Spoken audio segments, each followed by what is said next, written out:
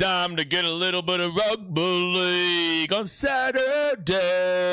Let's get some rugby league, baby. I'm fired up. I was having a little bit of sing-along beforehand because I don't know why. I'm just in a good mood. I'm excited. I'm feeling the vibe about a bit of Saturday footy here, even though the games aren't exactly, I guess, spectacular ladder-wise for the most part. Tomorrow is the day that we're looking at in regards to the ladder being, just spectacular. Both those games being really good to watch. But these three games here today, obviously, we have the Raiders taking on the Rabbitohs. That was very Australian just then. The Raiders taking on the Rabbitohs, which is like a do-or-die game here for Canberra, whilst the Rabbitohs is also it's not do-or-die, but it's very important for them. They are in 6th, but they could technically drop out of the 8, maybe. Could they drop out of the 8 this week?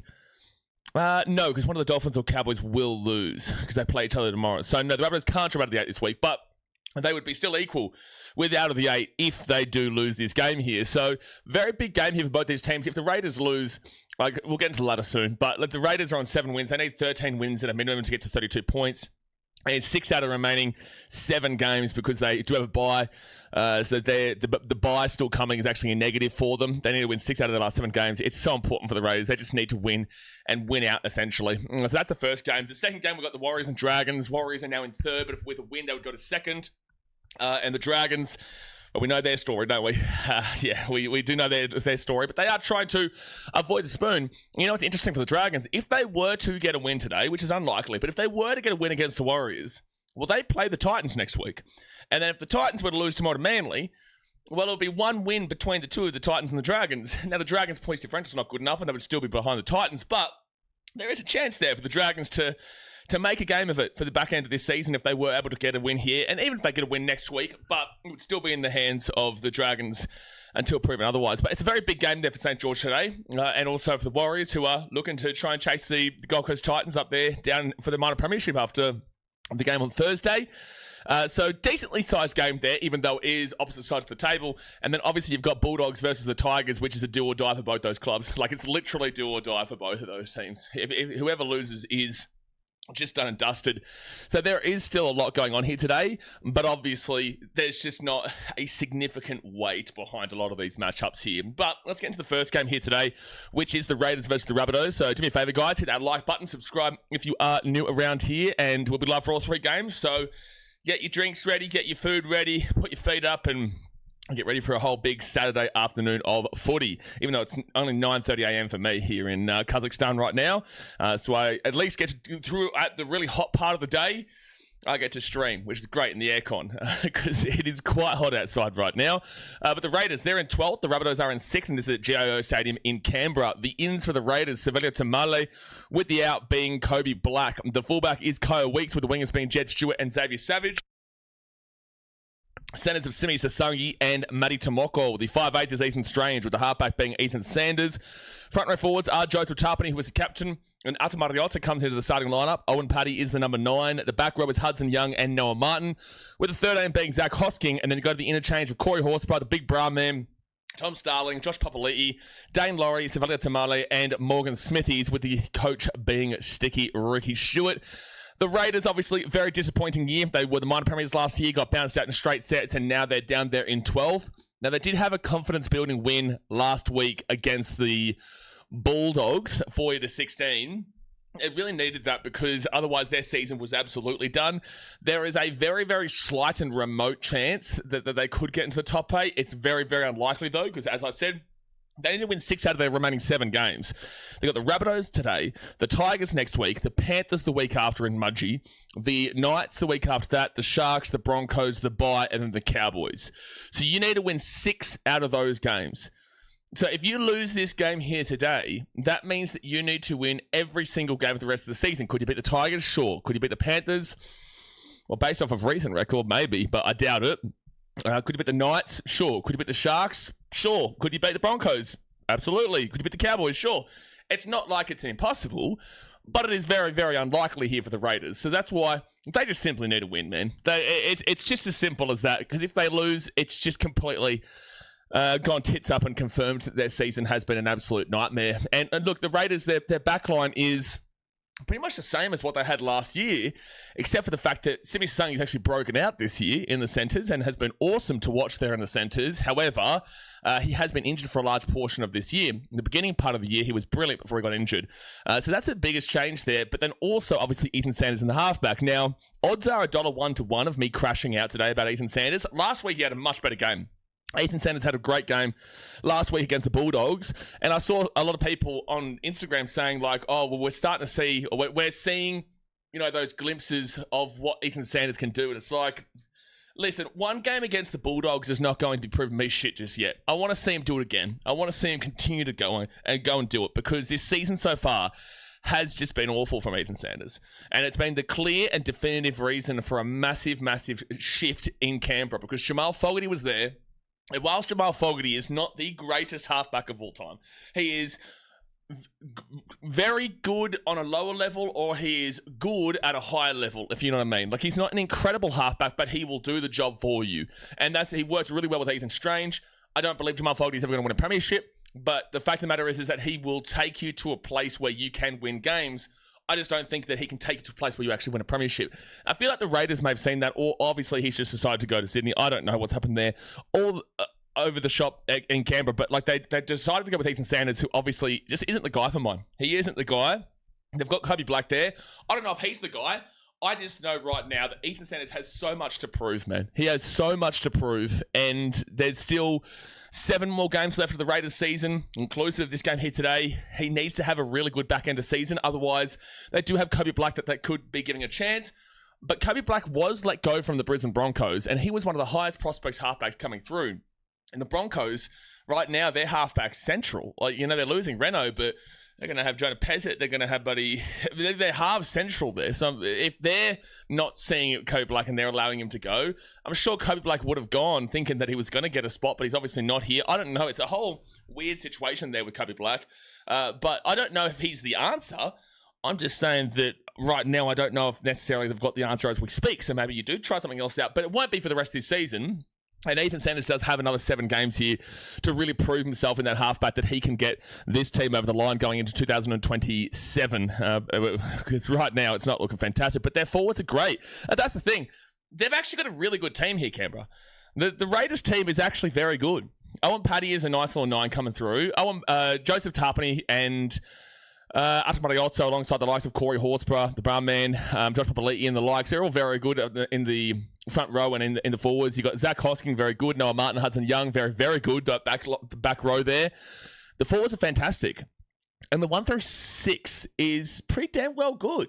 It's just that, yeah, they've got a few questions in regards to that 7 and in regards to the direction of what this Raiders club is looking to go. Because a couple of years ago, I did kind of call out that last year was a likely chance of them, you know, doing a lot more than what people expected. Not to the extent of coming first, but I did expect them to have a lot better of a season, because people typically will underrate the Raiders because of their location a lot of the time, and because they don't think about the Raiders.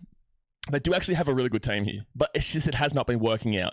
And the only thing that I can pinpoint as we currently speak is, 1, a hangover for a minor premiership, and also the heartbreak of getting knocked out in straight sets at home in both games, but also the halfback conundrum. So the Raiders, they just need to turn it around. They had a good win against the Bulldogs. They had an okay win against the Dragons. It wasn't great, but the Dragons have been better recently. They got thumped by the Storm. They got beaten by the Eels in one of the worst games of the season. They got absolutely smashed by the Roosters 26-0. Yeah, they beat the Cowboys 26-12, but they also lost to the Dolphins, who were very origin and injury depleted, 30-22. It's just been a nightmare for them, man. So they need to show up today. The game next week against the Tigers is also very winnable. They could easily put themselves, if they win today, they could put themselves on a 4-game win streak going into the Panthers, which is what you need. Because the last time you played the Panthers, it was actually a close game, and it looked like the Raiders were maybe starting to get back to a bit of form, despite the fact they lost 30-18. Looked like they were getting into a bit of form. But obviously, that wasn't the case, because the following week, they ended up having a bye, and then they lost to the Dolphins, despite all the players out there. So, yeah, if they can find a way to have that 4-game win streak going to the Panthers, maybe conversations will start in terms of the Raiders could sneak home, because, again, they do have a lineup that is worthwhile. They do have a lineup that could get them there. But I just think they've maybe left their run a little bit too late now, and 1 win against the Bulldogs and against the Dragons just doesn't prove a great deal yet. I think today will definitely go a long way to proving a lot if they can go and get a win here. Now, on the other side, you've got the Rabbitohs, where they're in Alex Johnson and Cody Walker. The outs are Dane Jennings and Jaden Sullivan. I think this is quite unlucky here for Dane Jennings, but it is obvious that it has to happen. Dane Jennings has been great in recent weeks when he's been in. Alex Johnson obviously comes back in. Highest try scorer of all time. You're not saying no to him. He's off to Papua New Guinea, I think it is, in 2028. But this was always going to happen. Like, Alex Johnson has to come in. Campbell Graham's on the other wing. Tallis Duncan, Jack White in the centres. They're still missing Trell, who barely plays anymore. He's more into his old golf than he is into rugby league. Love him. I do. I think he's the best centre, one of the best centres in the game when he's playing alongside Herbie. But unfortunately, he is just out more often than not here, which isn't in his control, but it is still something to talk about. So, yeah, look, the fact is that Dane Jennings missing out here is harsh, but the Rabbitohs have really good depth, is what it says in that back line. Now, the fullback is Matty Duffy, with the wingers being Alex Johnston and Campbell Graham. Centres of Tallis Duncan and Jack Whiten. The 5'8" is Cody Walker, with the halfback being Ashton Ward. Front row forwards are Tavita Totola and Keon Kolomatangi, with the number 9 being Brandon Smith. The back row is David Feeder and Ewan Aiken, with the 13 being Cameron Murray, who is the captain. And when we go to the interchange, Jai Gray, Lachlan Hubner, Liam LeBlanc, Jamie Humphries, Lachelle Siegwald, and John Rattle, with the coach being Wayne Bennett. The biggest interesting point to talk about the Rabbitohs right now is the fact that they are constantly going with Matthew Duffy in the fullback over Jai Gray. Now, there has to be a reason for this. It can't be injury, because if it was injury, then he wouldn't even be on the bench. So this is a decision that Wayne Bennett has made here for the Rabbitohs. It's a decision where he has gone with Matty Duffy over Jai Gray. I don't hate the decision, because Matty Duffy has been very good for them when he's been playing for the Rabbitohs this year. He obviously comes back from the Super League, used to beat the Dragons, was very average at the Dragons, showed signs, but very average at the Dragons. Went over the Super League, did what he did, and now he's back, and he was signed essentially as a depth player, but now he is their starting back in the fullback over these last couple of weeks. So I wonder what that's meaning from Wayne Bennett. I think maybe it's more so that Jai Gray maybe just needs a little bit more time. I don't know. I'm kind of confused there, because again, people keep saying like injury this and injury that. If it was an injury, then he wouldn't be in the team, because he will come on at some point. So it's just a little bit of a perplexing situation there with Matty Duffy and Jai Gray. But again, I don't hate that Matty Duffy is the fullback, because I do think that he has been really good for them this season. The 2-3-5 is fantastic. Obviously, Tallis Duncan should be back row, but they have to put him in there because they don't have Latrell Mitchell right now. Cody Walker, he's a very important figure here to this team. If he comes in and plays his best game, Rabbitohs absolutely can and probably should win based off of their own merit. But he doesn't know how to compose himself, and you can't change a player who's 35, 36 years old. So this is just what you've got. And Cody Walker, if he keeps his head, he is a very, very good 5'8", one of the best 5'8s in the game. But it just comes down to whether he keeps his head. And you're going up against a team today that might be one of the best teams in regards to getting into your head. You've got the big bra man off the bench that's going to love to slap into Cody Walker. Hudson Young, he really wants to be that guy. He's a fantastic player if he just plays rugby league, but if for some reason is so obsessed with being that kind of guy as well, in terms of getting in under the players' skins. I think Noah Martin is very similar. Joseph Tuppy is a bit too quiet, to be fair, but like the back line of the Raiders is quite animated in their response as well. So if Cody Walker is going to blow up, it probably is going to be a Raiders game. I would just send Corey Horsburgh straight after him. I would send Corey Horsburgh, the barman, off the bench straight after Cody Walker and get right into him. That's exactly what I would do if I was Sticky Ricky. And I think that's probably what he will do. So, watch that little matchup here today, because I'm sure that Corey will come off the bench and he will just go straight for Cody Walker to get under his skin. The forwards are fantastic here. Murray, international and state of origin. David, international and has played state of origin. Keon Kolomatangi. I don't know if he's actually has he played origin before? I don't know if he's actually played Origin, but he's obviously international. Brandon Smith, international for New Zealand. And, Ewan Aiken's done pretty good over his time. And Tavita Totola obviously is a solid enough player there. So their forwards are good. And obviously they get Payne Haas next year in replacement of Keon Kolomatangi, which will take them to another level. But this Rabbitohs team is also quite strong. You look at the rest of their season. Now, they're currently on 9 wins. They're actually the weakest team in the top 8 right now. So they're on 9 wins. The Manly Seagulls are also on 9 wins. Actually, technically right now, the Rabbitohs are actually out of the 8. If they don't just win their games, because they're on 9 wins. Dolphins and Cowboys are on 10 wins. Manly's also on 9 wins. But the Rabbitohs have plus 86 and Manly have plus 132. And again, the Dolphins and Cowboys still have a bye, which means they'll be on 26. So if you look at the byes, if you include the byes, actually Manly still have a bye too. Yeah, Manly do still have a bye as well. It's not exactly fantastic for them in their situation. But long story short, if you just look at the win column and then combine that with the points differential, then technically the Rabbitohs are actually in 9th. But if they just win their games, that doesn't matter. But they do need another 4 wins to get to that 32 points in that 13-win season. They play the Raiders tonight, the Storm, the Sharks, the Eels, the Bulldogs, the Warriors, the Titans, and then the Roosters in the final game of the season. And they need to win 4 of those games. If they beat the Rays here today, you'd probably be looking towards calling them a lock because they still have the Eels, the Bulldogs, and the Titans, which are you definitely expect at least 2 wins out of those guys. So today is a really important one for them. Very, very important because Storm has a great chance of them as well, to be fair, because the Storm are missing Munster and Hughes right now. Their season is pretty much done after losing last night to the Roosters. Like, they're on 8 wins. They would still need 5 wins, and they've only got the 6 games left. So it's like it's not mathematically done for the Storm, but it's pretty much done for the Melbourne Storm. So there is a great chance there for the Rabbitohs to get a win. They could honestly qualify within probably the next 4 weeks. If they win against the Raiders, they win against the Storm, lose to the Sharks, maybe, and then go and beat the Eels, they're qualified on 32 points. So they're pretty sweet, the Rabbitohs. Like, they're not in a desperation time, but there is also, as we were speaking about yesterday and what we've been speaking about the last couple of weeks, there is a lingering thought process that 34 points might be what you need to get into this year. Because at this time last year, 22 points is what the teams in the top 8 were on. This year, they're all on at least 24 points. So that's why there is still that thought process that maybe it might even push to 34 points, which would be just so tough for a team that gets 32 and doesn't make the 8. I don't think we've ever seen that before in regards to teams all getting to 34 points at a minimum in that top 8. But there is a lingering thought process that maybe that is the case, but it's still unlikely. You could still be looking towards that 32 as we currently speak, which would, if it was 34, you would still need to see 5 more wins from the Rabbitohs. You would still need to see 4 more wins from the Dolphins and Cowboys, 5 more wins from Manly. Knights would still need another 3 wins. Sharks, 3 wins. Warriors, 3 wins. Roosters, 2 wins. And Panthers would still need 1 more win if that was the case. And it would essentially mean that the Bulldogs and the Raiders would have to win every single game from here on out. And the Broncos are mathematically eliminated based off of that. Well, Tigers too, technically, because they're on 7 wins. So if they won every game... But also, that's not happening. So, yeah, look, it's interesting. I'm going to take the Raiders here today. I think the Rabbitohs could absolutely win this game. I just feel like the Raiders are finding a little bit of form at the right time of the season, but it might be a little bit too late for them.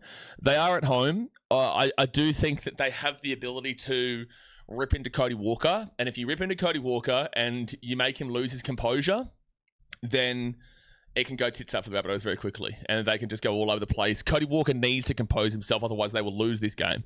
But if he does compose himself, then they definitely can win this game, and it could be a close one. Now, the Raiders actually beat the Rabbitohs about maybe 3 months ago now, 2-3 months ago in their earlier season matchup. That was over in Perth, and it was a very, very high-scoring game where it finished. Where is it? It was 36-34 at Optus Stadium in Perth. Rabbitohs came back late, but the Raiders were able to hold them out. Yeah, they scored 2 tries in that last 10 minutes to make a game of it, but one missed conversion ultimately screwed the Rabbitohs and Latrell Mitchell there. So the Raiders did beat them earlier on this year when the Rabbitohs were in a better point of their season, and the Raiders were obviously in a torturous point of their season because it has been a torturous nightmare season for them. So yeah, it's a hard game to predict, but I'm going to take the Raiders here 1-12. I think it will be a close game. The Raiders have to play, their best footy, and the Rabbitohs, they don't have to. But again, it would just make it so much more difficult in regards to that top 8 battle if they were to go and lose this game, and they would then reintroduce the Raiders into the fold for a potential sneaky shot, even though it probably isn't going to be happening. So that is the preview for that. Let's move into the ladder now. With 10 minutes to go until the game does kick off. So I'm taking Raiders 1-12, and actually quickly, try scorers. I'll go with Sibi Sasangi for the Raiders and Hudson Young. For the Rabbitohs, I will look towards... for the Rabbitohs, I'm going to look toward... Jack Whiten doesn't actually score much. He really doesn't score a great deal. I'm going to go with Jack Whiten today, even though that's against the grain. It usually would be like a Tallis Duncan or a Johnston. I just don't feel like the the side of Jack White and Campbell Graham scores a whole healthy amount because they do love that Johnson side. So I'm going to go against the grain and go Jack White today for the Rabbitohs.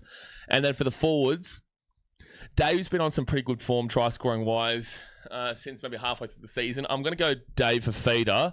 Keon's only got a few more weeks left here at the Rabbitohs before he goes over to the Dragons next year. Maybe he's going to be looking to play out for it. But I'll go David for feeder here for a try. Cameron Murray's a shout too, especially after his try in Origin. But I will take the Raiders 1-12, but I'm expecting a very close game where it could go either way. And then in the ladder, so you've got the Rabbitohs on 6. They're in 6th at the moment on 24 points, which is equal with the Dolphins and also the Cowboys who play each other tomorrow. Rabbitohs plus 86, Dolphins plus 64. They were plus 123 last week. And then the Cowboys, or plus 122, what it was. And the Cowboys minus 16. So if the Rabbitohs are to win this game, they would go above the Knights. So the Knights, they did lose yesterday to the Cronulla Sharks. So the Knights are on 26. So they would go into 5th position, and that's the highest that the Rabbitohs can go. And that's just pretty much how it ends there, unless the Dolphins were able to win by 22 more points than whatever the Rabbitohs win by here today. But Rabbitohs with a win would go into 5th position and on 10 wins. However, if they lose this game here, so Knights fans, you're massive, massive Raiders fans today. But Rabbitohs, if they lose this game, well, one of the Dolphins or Cowboys will go above them. A draw would be a nightmare because it would put both of them above them. But one of Dolphins or Cowboys will go above them, so they'll go down to 7th position. And then Manly play the Titans tomorrow.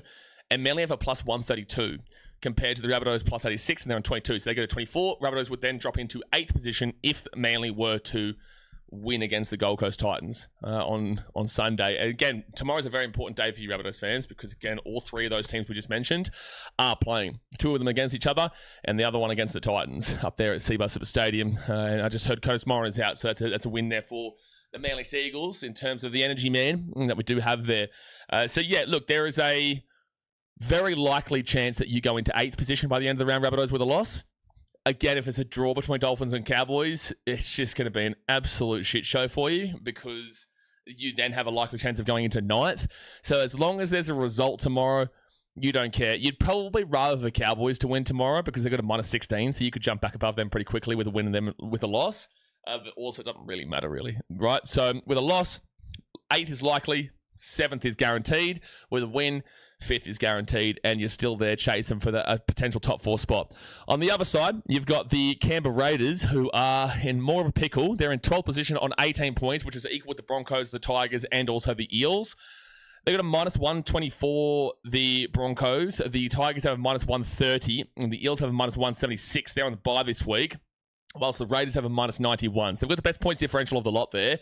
They win this game, they will go into 11th position above the Bulldogs. They will knock up the Storm, though. So they'll be equal on 20 points with the Bulldogs and Storm. Storm already lost last night. They're on minus 10. The Bulldogs are on minus 102. They play the Tigers later on today. And the minus 91 for the Raiders. So if the Raiders win, they will go into 11th. And if the Bulldogs lose to the Tigers, their season's done. They will also stay in 11th position, the Raiders. And the Bulldogs will go down to 12th there. Actually, no, maybe it's even worse because the Tigers could technically jump them with a 16-point win or so. But anyway, long story short, Raiders with a win. Great chance going into 11th. But also, that's as far as they would go. Still a good chance they still finish in 12th, though, with a win. If they lose, they would have to lose by 34 points to go below the Broncos. If the Tigers win, then they would go into 14th position, provided they lost by enough here to go below the Broncos. And then obviously the Eels have to bye. They're minus 176, forget about it. So with a loss here, if you believe the Tigers win, they go to 13th. I don't think they lose by enough to go below the Broncos. But yeah, 13th position with a loss. And with a win, still potentially 12th, but 11th is a chance as well. So that's a ladder. That's what we're expecting here from this game here today. I'm going Raiders 1-12, Huddy Young and Simi Sasangi into Rabbitohs. I've gone with Jack Whiten and David for feeder. And hopefully it's a good game here before the second game, which will be Warriors and Dragons, and the third game, which will be the Bulldogs and the Tigers. But do me a favour, go and hit that thumbs up button, subscribe if you're new around here, and get keen, lads. Get keen for some footy, baby. Chopper says, g'day, keen for some BKR travel vids. Yeah, getting around it, man. Like, obviously, that's in the pinned comment. First video from Kazakhstan will come out on Monday, so in 2 days' time. I'm obviously still going to be getting used to the style of what we're trying to do there on BKR Travel, but if you guys haven't subscribed yet, over there in the pinned comment, obviously a lot of people don't really know much about Kazakhstan at all besides the movie Borat, so you'll learn a lot more, because I can promise you right now, where I am, I guess if you go more rural, it might be like that, but this was also like 20, 30 years ago, that movie, compared to now. I'm in like a main city, so it's just nothing like that. It's just nothing like that. But no, I'm keen for you guys to see it as well. How are the Raiders the faves? 6 Game Mate says, well, I'm taking the Raiders. I think the Raiders win. I think they've got some decent enough form, and a 40-point slog into the Dogs last week does show that the Raiders do still have it in them, even though the Bulldogs aren't great. I've tipped the Raiders. I am surprised a little bit that the Raiders are favourites, but the Rabbitohs are still very up in the air. Like, I wouldn't say they're a guarantee by any stretch of the imagination. But Clip says, what do you think of under 41.5 points and both teams to 10 plus? Why under 41? Why under? The Raiders this year have given up 436 points. That's Eels are worse, Dragons are worse, Tigers are worse, Broncos are worse. That's it. They're the 5th worst defensive team in the competition. And the Rabbitohs, 372. They are behind the Panthers, the Roosters, the Warriors, the Sharks. 2 games in favour of the Knights. 50 points to make up is entirely possible. They're behind the Knights, so we can't include them for the time being. They're also...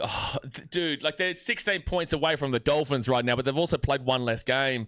Like, realistically, it's so hard for them because they've played the least games in the competition right now alongside the Bulldogs. They've only played 16 games, whilst a lot of teams here have played 17, and Knights have played 18, Storm have played 18. So the Rabbitohs are hard to read here in regards to a defensive statistic.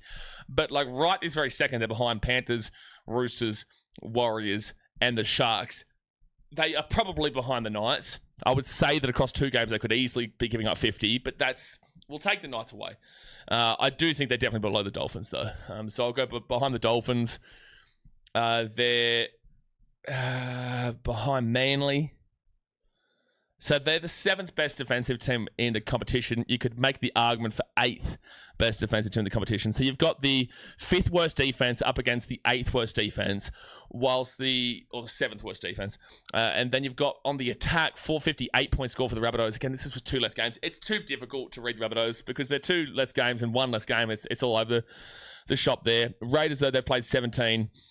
Their attack has been at least firing a lot more recently. I would probably be going to the over there. 41.5 seems super low. Is it raining in Canberra? Is it raining right now? Like, why are we thinking the under with these 2 teams? The last time these 2 teams played, we saw 70 points scored. It was 36-34 to the Raiders. The last time these 2 teams played, about 3 months ago, 2.5 months, 3 months ago, we saw the Raiders win 36-34. They both nearly went above it themselves. I took over 49. They're not good on defense, both teams. Well, I wouldn't say the Rabbitohs aren't necessarily good on defense, but the Raiders definitely aren't. The Raiders definitely aren't. Imagine getting knocked out in straight sets. 6 Again Mate says, well, didn't you guys get knocked out in straight sets last year? You're a Dogs fan, Daz. What are we doing here? You got knocked out in straight sets last year. What are you doing? What are you talking about? Chopper says low scorer. But why? Why are we going low scorer here, guys? The last time these 2 teams played was 36-34. And defensively, the Rabbitohs aren't fantastic, and the Raiders are not great at all. Why are we... like, it could happen. I'm not saying that it does not happen. I'm not saying that the Rabbitohs and Raiders does not go under. I'm just saying, on what basis are you making this argument for? You know, the Raiders scored 40 points themselves last week. 40 points themselves last week and 24 points the week beforehand. Whilst the Rabbitohs last week, they scored 26 points themselves. So it's not like these teams can't attack. And defensively, neither team can really defend, but the Rabbitohs, you'd like more of it. So I don't know why there's a common consensus of a low scorer here today. Glory, South Sydney says, Raiders are going to be hard to beat today, season on the line. I agree. And he says, afternoon Blaze and chat, how are we all? We're going well. We're doing what we're doing. Ready for a big day. Chelsea says, hello. What a great day it is when the Bunnies are playing. We'll see. We will see. I've got Raiders win by 12 or less. I've gone Raiders 1 or 12, yeah.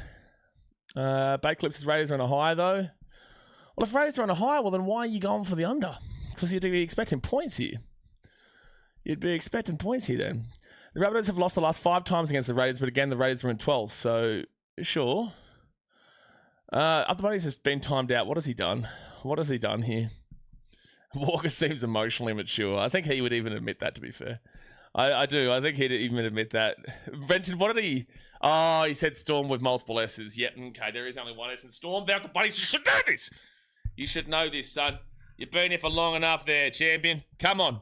Come on, mate. You deserved that timeout. Brenton, good job, mate. Finger on the whistle. Finger on the whistle. Send him for 5. Off he pops. Off he pops. Tiger says, people forget Raiders are capable and still on the hunt. Yep. Taj says, yeah, but Cody playing. Cody going to get sent off or 10 in the bin. Don't know about sent off, but 10 in the bin is quite likely. I'd actually say it's quite likely to get against the Raiders, because if there's a team to get under his skin, Corey Horsburgh is the guy. He's the guy, dude. Every single time I see Cody Walker play, if you guys watch the pre-streams, you would know that I'm every time I talk about like a player that could get under his skin, and Horsburgh is that guy. But anyway, Joe Tarpany's going to bring this ball here to the 15 on first tackle. The kick it's been kicked off, and the Raiders will start off with the ball here. Obviously, that thumbs up button, subscribe. Let's refresh this live score. So that's moving and grooving underneath us. So that is moving and grooving underneath us. Bing bong, there we go. There we go. And the Raiders now third tackle, bring it out to the 25. Looking for a big game out of Hudson Young today. I don't think Hudson Young had a fantastic game against the Dogs last week, but he wasn't really given a chance. He only came on late and then just wasn't able to really get into the game. Cody Walker and Hudson Young, BFO today. Hopefully another one. Hudson Young would love to get into Cody. Joe Tarpany now to the 45 on fit tackle. On the old fit tackle.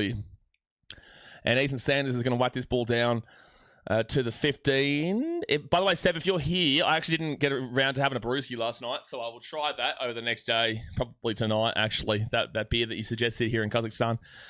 I go second tackle now for the Rabbitohs, and they're going to be at the 30. These kits relatively clash, by the way. Like, they're similar-ish. Like, I know it's more white for the Rabbitohs, but I just... It's really clashing a little bit in my mind for some reason. Who's the bigger waste of talent, Dave Fafita or Dave Taylor? Oh, Dave Taylor, for sure. Dave Taylor could have been one of the best you've ever seen.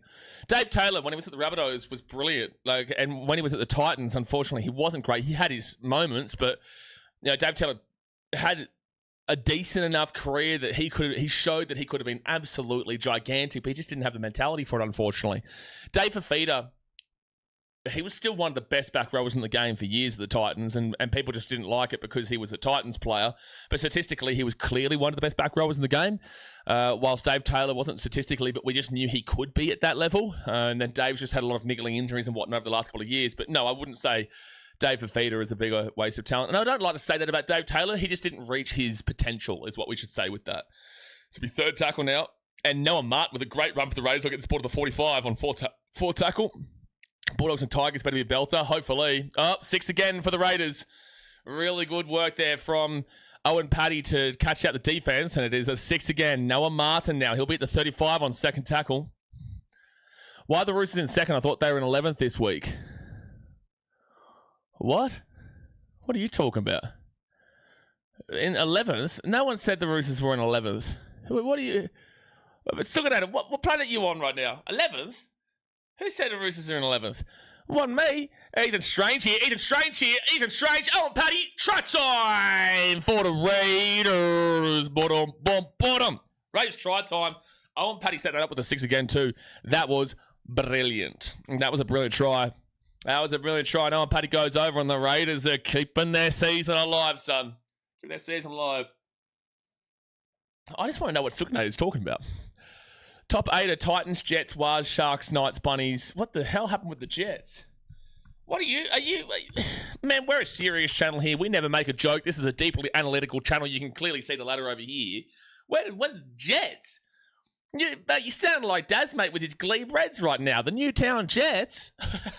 What's going on here? Ziggy says, Cody Walker have a brain snap paying $1.06. That's generous. I'd say it's more 98 cents to 1. So you actually... put $100 on it. If it loses, obviously you lose. But if it wins, you still lose $2. Yeah, so you only get $98 back for every $100 that you put on. That's how guaranteed it is.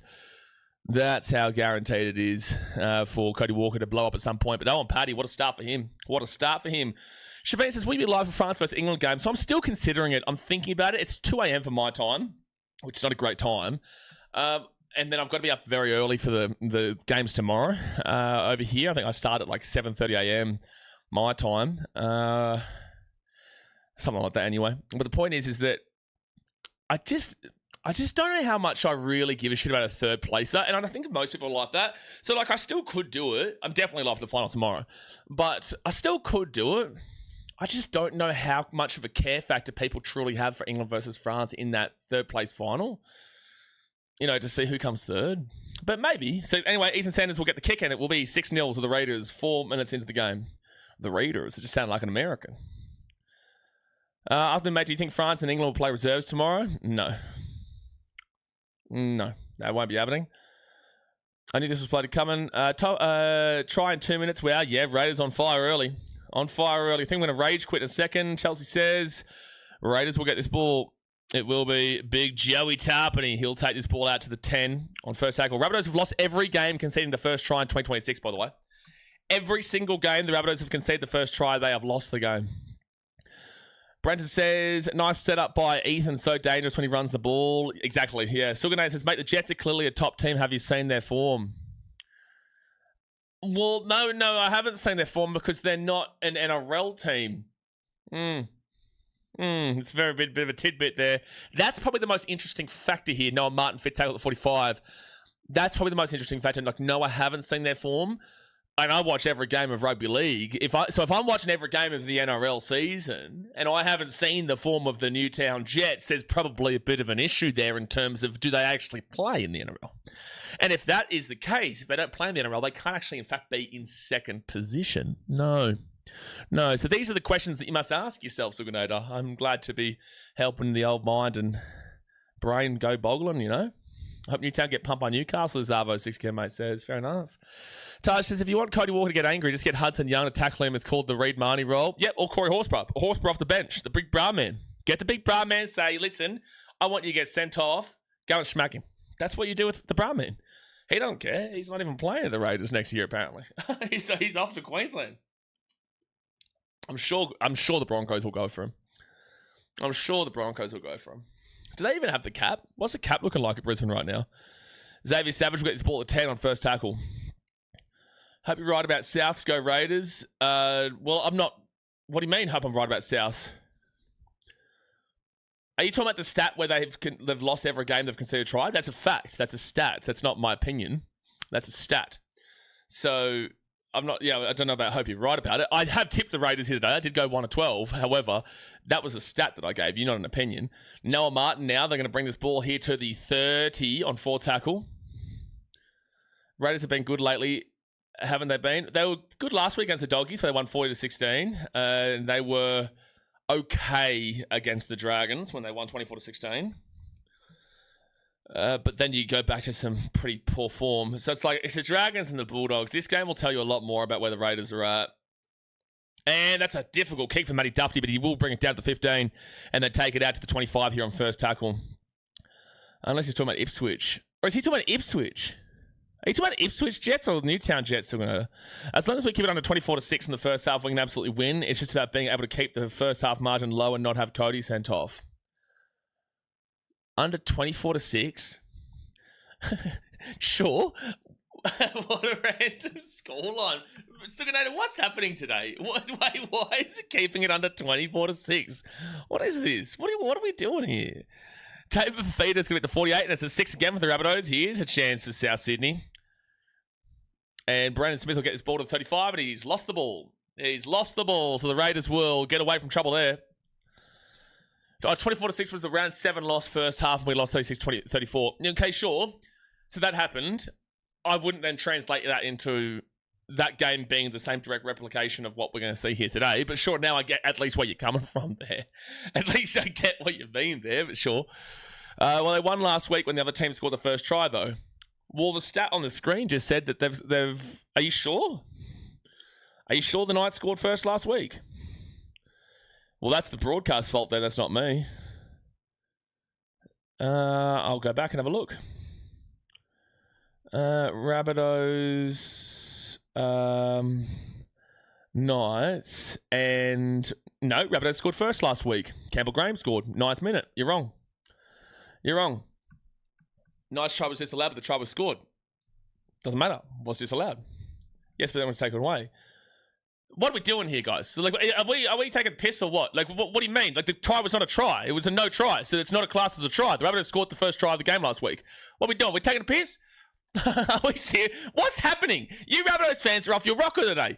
We've firstly got Suganade talking about the Jets. Now we've got someone claim a no try being classed as a try. So the Knights scored first, but they didn't because it was a no try, and now we're trying to remove. What are we doing here?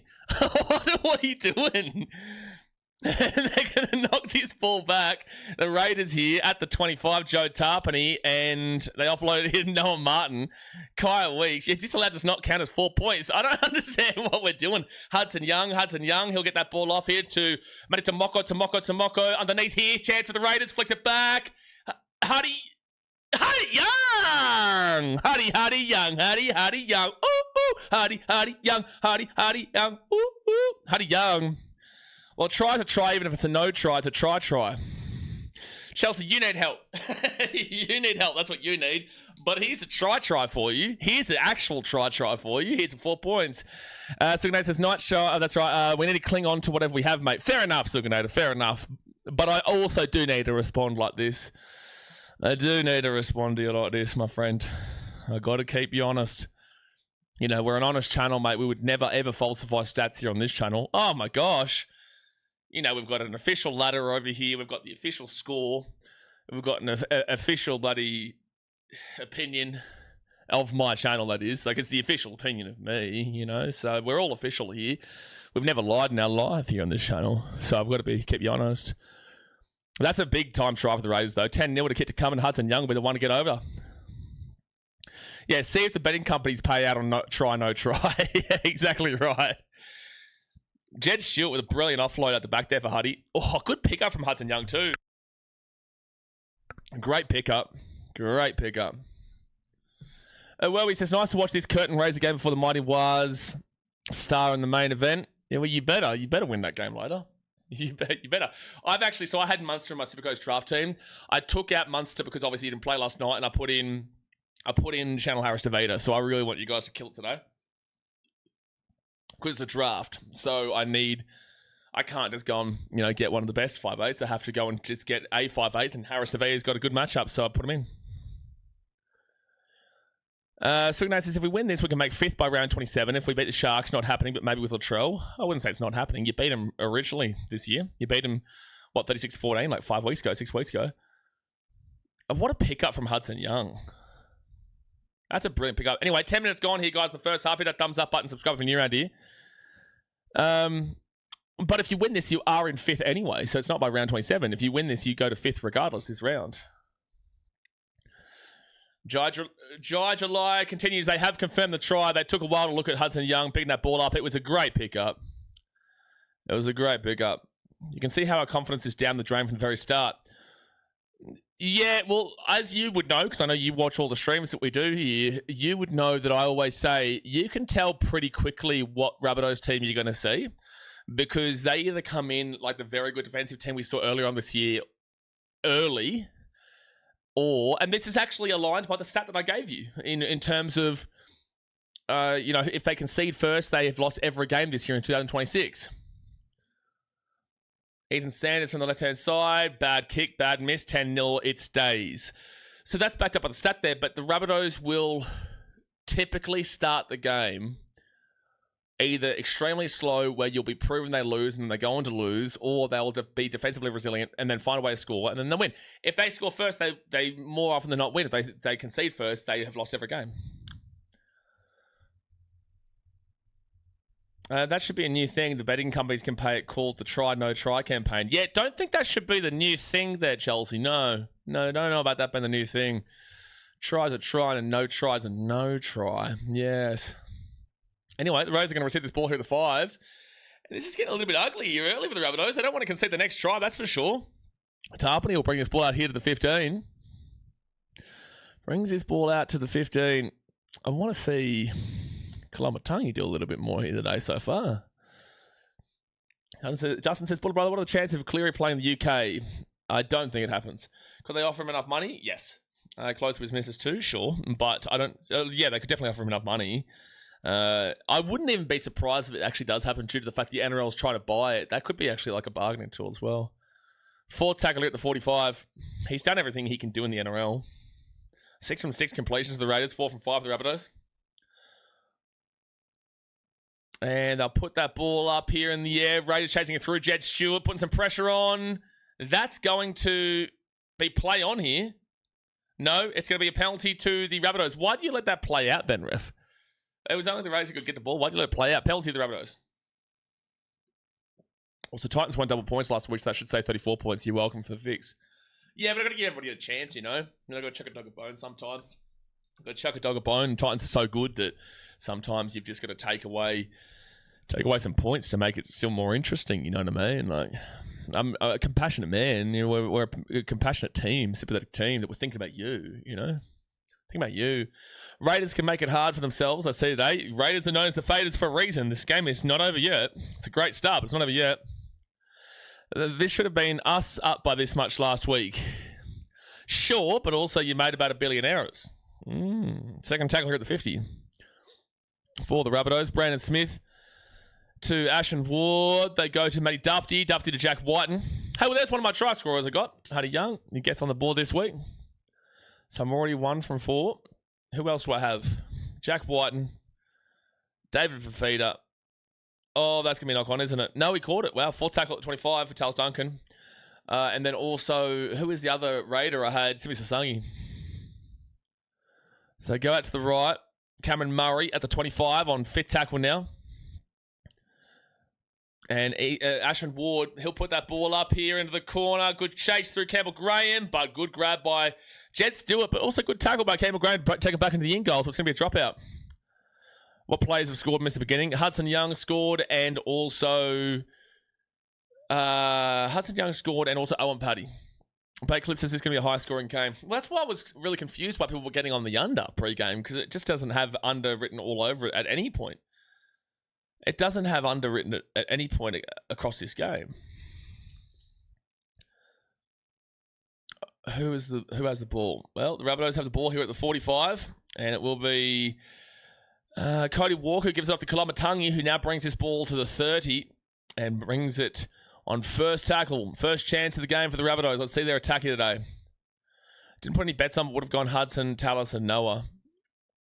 Don't mind it. Yeah, again, I've gone against the grain and went Jack Whiten, who doesn't typically score. He's more of a defensive centre, even though that side's been getting pieced apart today so far. Third tackle here at the 15. It's Cameron Murray. Brandon Smith to the right-hand side. Underneath the defender Totola. He'll be 9 metres away from the line. Fourth tackle. Brandon Smith, Ashen Ward. Try time for Ashen Ward.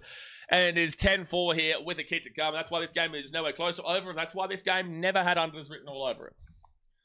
I don't know why we went with the unders here today, ladies and gentlemen. I do not know. Ashen Ward, what a bloody player. So Ashen Ward will put a good kick in there, where Jed Stewart gets taken in the in goal. And then that's just too easy. Like, Ashen Ward's not really even had to do anything there.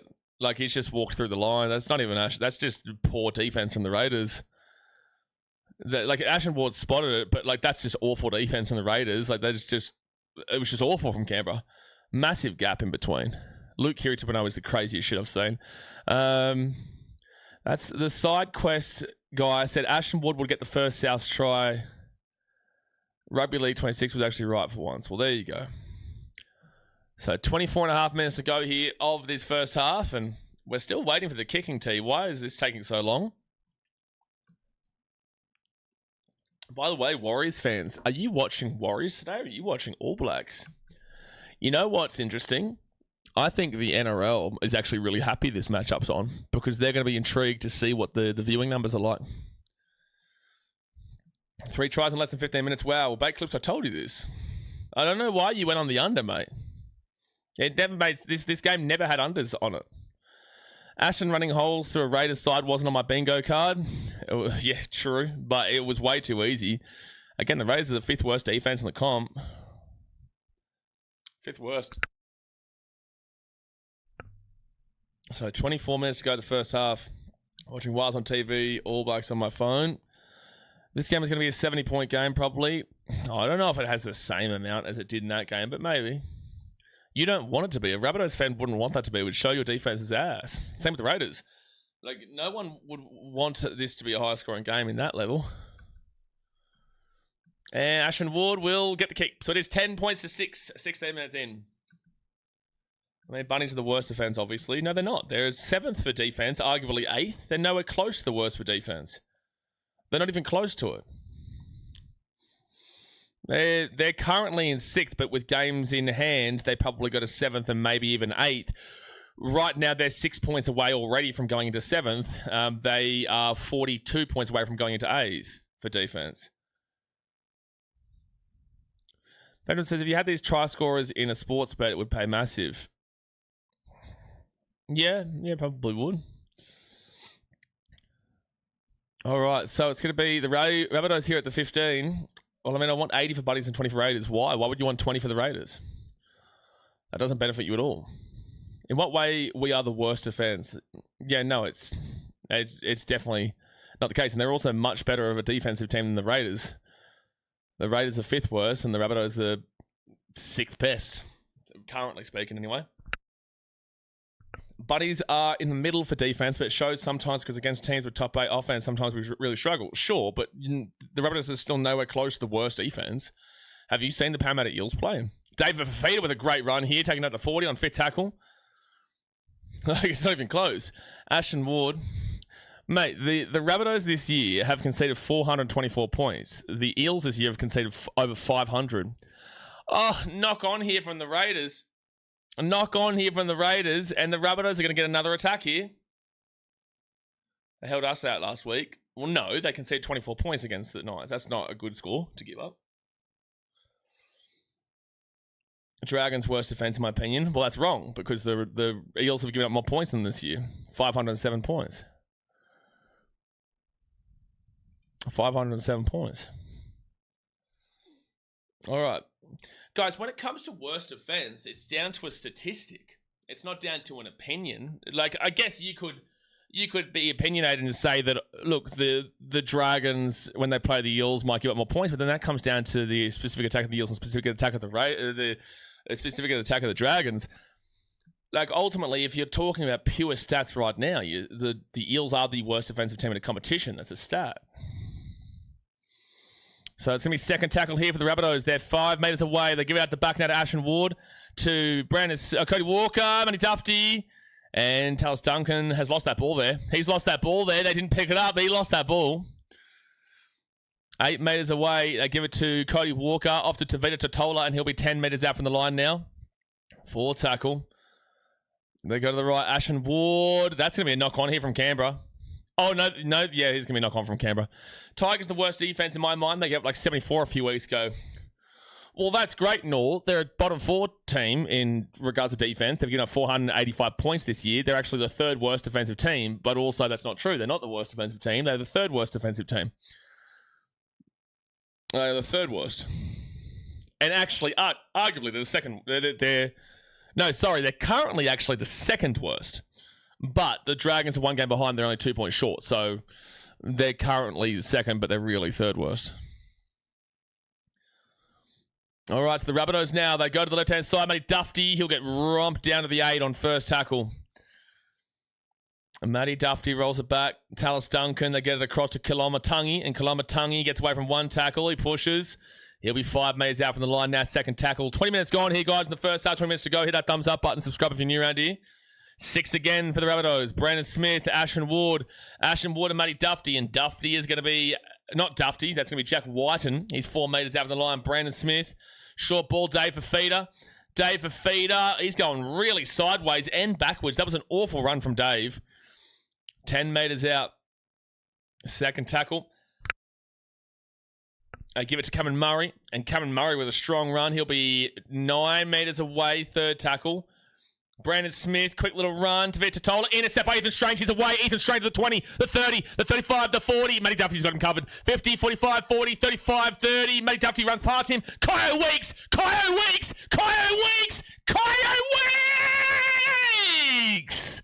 Wow, Raiders, that was special. Matty Duffy, it was great until it wasn't. He easily caught on Ethan Strange, but then Ethan Strange passes the ball off to Kai Weeks at the perfect time, and Dufty just goes straight past him. Actually, he doesn't even pass it. He stops in his track, and then that puts Matty Dufty well past him on the trajectory. He stops, passes it to Weeks, and Kai Weeks is a speedster. Ethan Strange, that was the first knock on. I don't know why they're showing that. But this has been... He's nearly gotten 2 intercepts in the last couple of moments, but Ethan Strange, brilliant.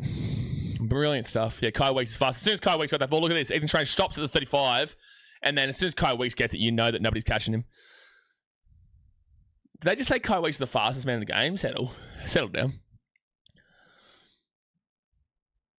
Ethan Strange, he's been having a brilliant game. And often running they go. Still knows the Dragons the worst on offense in a way that's worse than defense. But even though Tigers and Eels have more points against, they're 90 and 110 points ahead, it's respectfully. Cool, but what are you talking about? Like, we're talking about defense here. The attack has nothing to do with the defense. Unless you're the Newcastle Knights, where your defense is kind of hidden because you are a good attacking team. But also, what are we talking about here? The statistic is Dragons are worse on offense has absolutely nothing to do in terms of what we're talking about here. So, are you deliberately just trying to go just to say things for the sake of it right now? Because a lot of your comments today are just kind of saying things for the sake of it. I don't understand your point of conversation here. We're talking about defense, and you've just brought in attack, and then talking about points differential, which has absolutely nothing to do with defense in terms of the points differential is based off of attack and defense, keyword "and," not just defense. And the conversation was on defense. I'm saying that the Dragons, while not being the worst on defense, are easily the worst on offense, and that has hurt them a lot this season. Sure, but that wasn't the conversation we were having. So that's correct. They are the worst team in the competition in terms. That's why they're last position. There's no one arguing that. There's no debating that. They're 483 against and 244 for, minus 239. That's correct, but that's not the conversation we were having. Who's playing after? Warriors Dragons are playing after. Third tackle now for Zach Hosking, and they'll be at the 33. 18 minutes to go the first half. This game solidifies our top 8 chances. There's still a long way to go here. There's still 57, 58 minutes to go. It's only 10 points, but it's not looking great for the Bunnies right now. Ethan Strange, Matty Tomoko, and Tomoko gets the ball to the 50 on fit tackle. Settle down Weeks isn't the fastest. Are they forgetting a bloke named Fletcher Sharp? I think they're forgetting about guys like Lothian Canberra, Jason Saar. Oh, that's going to be a good take there from Alex Johnston. Did Sands get the kick? Yes, he did. Yeah, he got the kick, Tigerwood. 16-6. Because he missed the early kick. So Brandon Smith... Sorry, so focused in responding to that. A third tackle. And they'll go out to Cameron Murray at the 45. Now fourth tackle. We'll win against the Titans, Storm and Eels. We're probably not the Roosters or Sharks for our games.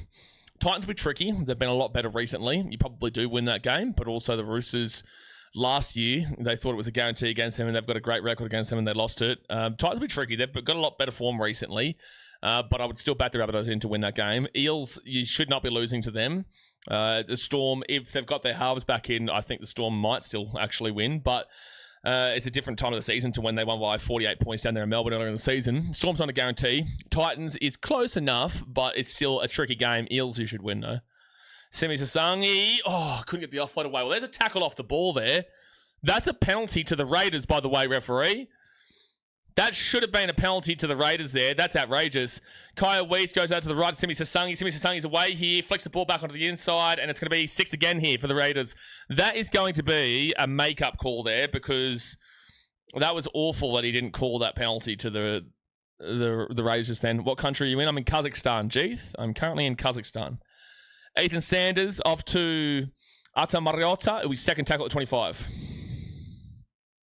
Hear me out. Why does Brandon Smith always go on the bench? Never understood why. It's just the way that I guess Wayne Bennett thinks he plays as an impact player. And they go out to the right. Noah Martin. Oh, try time, I think. Yeah, it is. Try time for the Raiders. Noah Martin goes over, and it's 20-6 with the kid to come.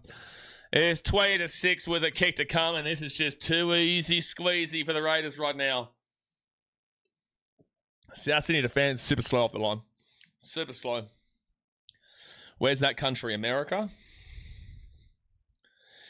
Did you just ask me if Kazakhstan is in America? Kazakhstan is near Uzbekistan. Well, firstly, Kazakhstan is its own country. And secondly, Kazakhstan is in Asia, which is next to China, above Kyrgyzstan, which if you haven't really heard of Kazakhstan before, you definitely haven't heard of Kyrgyzstan. It's next to Uzbekistan. It's below Russia. It's in the middle of Asia and Europe, but it is still Asia.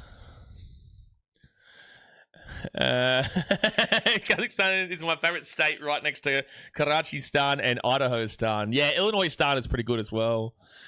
Jasmine says, watching the Wards, why not? Well, there you go. And Brenton says, Raiders making way too easy meters. Yeah, it's way too easy right now. Way too easy.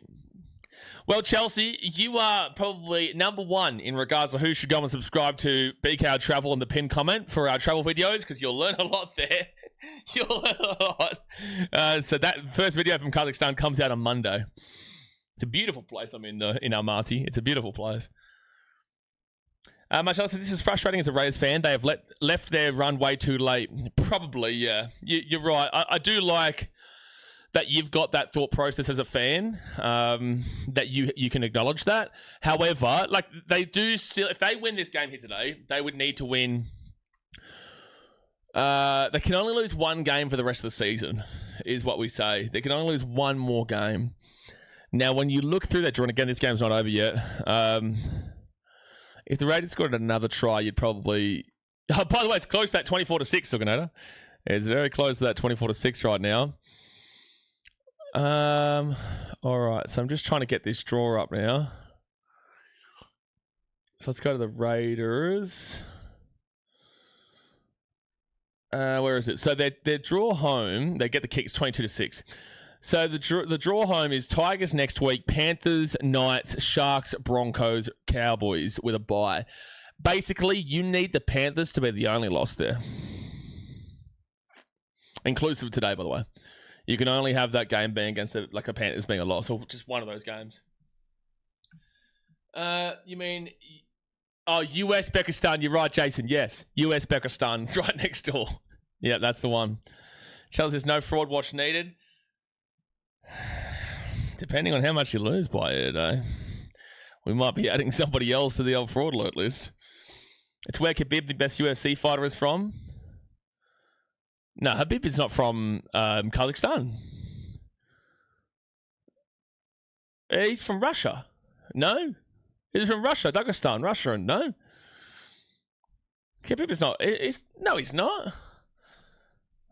Where is Khabib from?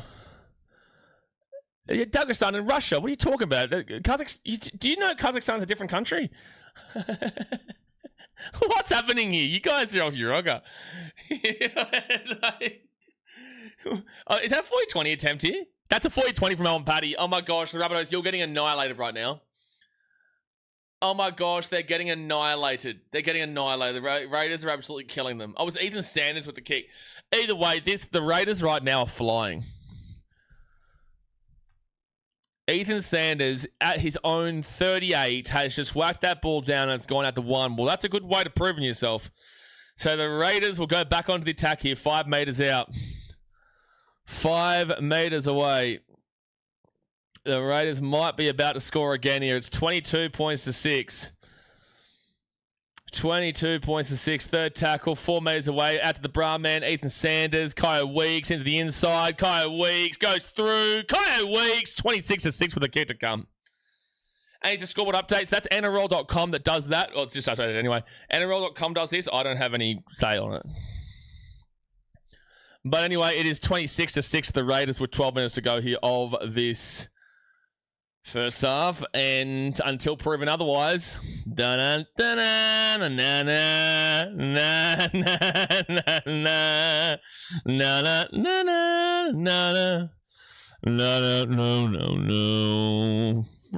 alert. They are there for the time being. Prove it wrong. Don't prove it wrong, Rabbitohs.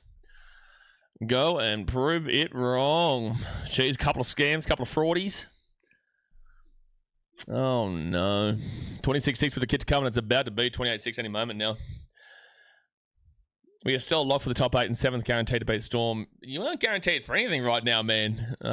Like, right now with this, if you were to lose this game, which is looking very, very likely, if you were to lose this game, you would probably be in 8th by the end of this round. So you can send Rabbits 2-3 years, Doug, starting to forget. I agree. Isn't Egypt in Asia? Chelsea, I'm going to need you to watch BKR travel. That's what I'm going to need you to do. If you think that Egypt is in Asia, we've got a significant geographical issue here. We're over 41.5 by half time. I was saying there's a high score written all over it. Do you see the Storm making top 8? Absolutely not. No. They need to win every single game from here on out. Or maybe I think it's like 5 out of the last 6 or something. So Ethan Sanders will get the kick. So 11 minutes to go this first half, and it is looking ugly in South Sydney right now. Who's got the try? Kyle Weeks got the try. He's got a couple. Egypt is the best spot. Is the best spot to visit in Asia, Chelsea. Egypt is an African nation, Chelsea. I'm not a geography person. I'm a science engineering person. I have no concept of countries. Well, again, BKR travel is for you then. You'll learn a lot over there. Because we'll be in Kazakhstan this month and next month, and we'll be in Kyrgyzstan and maybe Uzbekistan or Tajikistan. And then I'm going to be heading back to Vietnam for a little bit. We've got a whole bunch of video concepts coming out of there once a week. First one on Monday. Knights might need to sell that rabbit off. Might need to sell the rabbit. I think we're very close to 1,800 subscribers over there. So if you haven't, go get on it. It's Northeast Africa. Yeah. So second tackle for the Raiders. Off to, I think that's Hudson Young at the 35. Traveling the world. Yep. And then to Moko to the 45 on 4th tackle. 10 minutes to go. Thumbs up, subscribe. Looking forward to Uzbekistan. 5th tackle now at the 45. Corey Brahman Horsburgh. Do you know that Japan's Asia? Big brain? Big brain. Japan is, in fact, in Asia. You are correct there. And, knock on Rabbitohs. Oh, no. Oh, shit, Rabbitohs. This is getting really ugly. Oh, no. Oh, no. This is getting really, really poor. This is getting really bad, South Sydney. It's a knock on from Campbell Graham, and it's 10 metres out from the Rabbitohs line. Oh, no. Oh, no. Oh, no. Oh, no. Do you have a video of Kazakhstan, or will you make one? We're going to be a video every single week over on BKR Travel, Benjamin. Every single week. First video on Monday is about our first 48 hours in Kazakhstan. The week after will be about food. The week after will be about safety. Like that kind of stuff. So Raiders now will be first tackle at the 8. It's like answering a question through a vlog per video is what I would say it is. And questions that people ultimately want to know about countries they're traveling to. Second tackle and breaking stereotypes. Ethan Sanders gives it underneath now to Huddy Young. He'll push away from 1 tackle. And he'll be at the 10 now on 3rd tackle. And that's going to be Hosking. Knocks it out the back. Gives it off here to Huddy Young. Huddy Young maybe for a double here. Oh, he's so close. So close. Wow. 2 meters out. Owen Paddy. Ethan Sanders across his Xavier Savage, and it is another try. Yes, it is. 32-6 with a kit to come. 32-6 with a kit to come. Blockers just said, was he short, lads? No, so Benjamin, I wouldn't even bother going and looking at it now. We've got new videos coming. We haven't actually posted on there in 9 months. But check it out from Monday. There's some Fiji videos and then Indian videos and American videos, but we weren't consistent before. So Xavier Savage has scored here, and this is just a nightmare from the Rabbitohs. It is an absolute nightmare. Oh, he might have lost his ball. He does put it down. Like, his blocker's off his rocker. I just want to have a look at the little bit of a bobble in the hands. There could be a knock-on. Could be a knock-on here, because I think Tallis Duncan's arm... Cody Walker's hand. We need... It hasn't been confirmed yet. The ball is just moving in the hands, and Cody Walker's arm might be there. Oh, but he's always got it. I don't know if you're going to be able to take it away from him. He's still got the ball. He's still got the ball. He's still got it. Oh, they may say it touches his hand, Cody Walker, while it's on the body, but it's like, it would be a rough call, but it might be. It's a tough one here with the bunker. Just comes down whether the bobble hits the hand. Do they have enough evidence to overturn this? I think it probably does, but like technically when he's bobbled that ball, it has touched Cody Walker's hand. But I think this would be really rough for him to say this is a knock-on. But technically, it probably is a knock-on here. It's just that left-handed Cody's there. That'd be such a it'd be such a shit way for a no try. But technically, black and white, yeah, it's gonna be no try. Black and white, this is a no try, but it's a shit no try. Tiger Hood with the $2 donation. Get around you, Tiger Hood. Sanders +6, Ward +6. Get around you. Yeah, Cody Walker's left hand will technically touch this. It's the correct call for a no try. It is the correct call for a no try, but it's so unlucky and harsh. Yeah, it's unfortunately correct. Unfortunately, it is correct. How many else? Rabbitohs becoming the definition of hot and cold. Yep. It's a try the other day he grips it. No, it's not, because he does touch Cody Walker's hand. Just wondering, was this always the plan of yours to stay overseas so long? I just live by the moment. I just do what I feel like. I'd done so much with the Titans and whatnot. I just wanted to travel. So then, yeah, I went to Vegas last year. I'm going to Vegas next year, but I was in Vegas last year, and then I went to Hong Kong for a couple of nights, and a night, and then I went to India for 2-3 months, and then I went to Thailand for 2.5 months. And I went to Vietnam for like 2 months, and then back to Singapore, and then off to Malaysia for a week, and then back to Vietnam, and then off to Singapore, and then back to Fiji. Our Raiders are away here. Campbell Graham. Oh, that's a high tackle for sure. That's a high tackle penalty for sure. The Rabbitohs at the 45. Yeah, and then went to Fiji, and then this year I've gone Hong Kong a couple nights, Vietnam for a couple months, Thailand for about 6 weeks for Songkram, which was just insane. Back to Vietnam, and now obviously Kazakhstan. But a penalty here for the Rabbitohs. Are the Bulls your favourite New South Wales Cup team? Massive. Massive. I didn't know Ward scored. Thought I might struggle with the Rabbits. Yeah, no, Ward scored the try. Kind of looks from the side view. He holds it the whole time. Nah, there's a bit of a bobble. There definitely was. What's been your best airline to fly and travel on? I like Qatar and Emirates. 1 second. Kalamatangi's going to bring this ball to the 25. You need to score here, Rabbits. You need to score here. They go out to the right. Off to Matty Duffy, and Duffy now is going to be 10 metres away from the line. Third tackle. Get Big K on a try. Get him over. Get him over. They go to the right. David Fafita, and wow, he gets rocked down to 5. It's actually amazing the Raiders have scored 28 points, and Sasangi's not a part of any of them. Cameron Murray, Cody Walker, Talis Duncan, Alex Johnston loses the ball. Knock on from the Rabbitohs. They're going to check the bunker here to see if it's a strip, but knock on for the Rabbitohs. Scott's with a $2 donation. Thank you for the $2 donation. Says, can Broncos fans dream they make the 8? No. No, well, they can dream, like, sure, but it's not happening. They need to win every single game for the rest of the season. They would need to win and still rely on points differential on the 32, because I guarantee there'll be a team that misses out on 32 this year. Oh, it has been a strip there from Xavier Savage. This will be a one-on-one strip that goes forward, so it'll be a knock-on here from the Raiders, actually. No, you cannot say that he's just making a tackle there. His hand has gone underneath the ball here. Oh, to be fair, he's not looking at it, but that's crazy call, to be fair. Like, Xavier Savage has come underneath there and stripped, taking that ball away, but no, it's going to be Raiders ball here at the 10. Minty says, Dragons won't beat Warriors tonight, mate. They are dreaming. No, I would agree. You're not really telling anything that's a surprise, though. You're talking about 17th versus 2nd. Or 3rd now. Favorite airline? I tell you what, Air India was actually really good, but I was in business class, so I probably wouldn't be having the same opinion if I was in economy.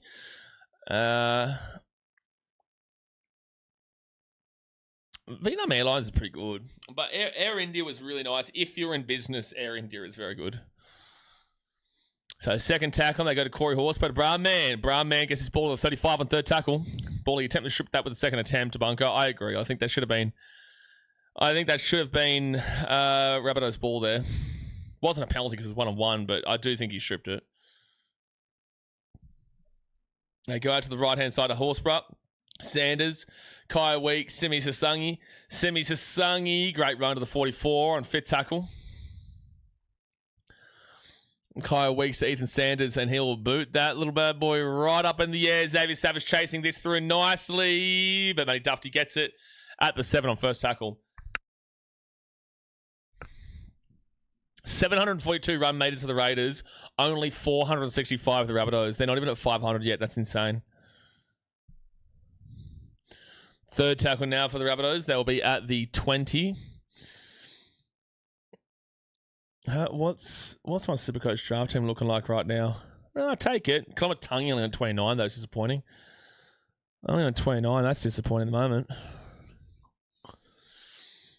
All right, so fifth tackle now for the Rabbitohs. They're at the 45. And Jamie Humphries whacks that one. That's going to go for a 7-tackle set. It's an awful kick.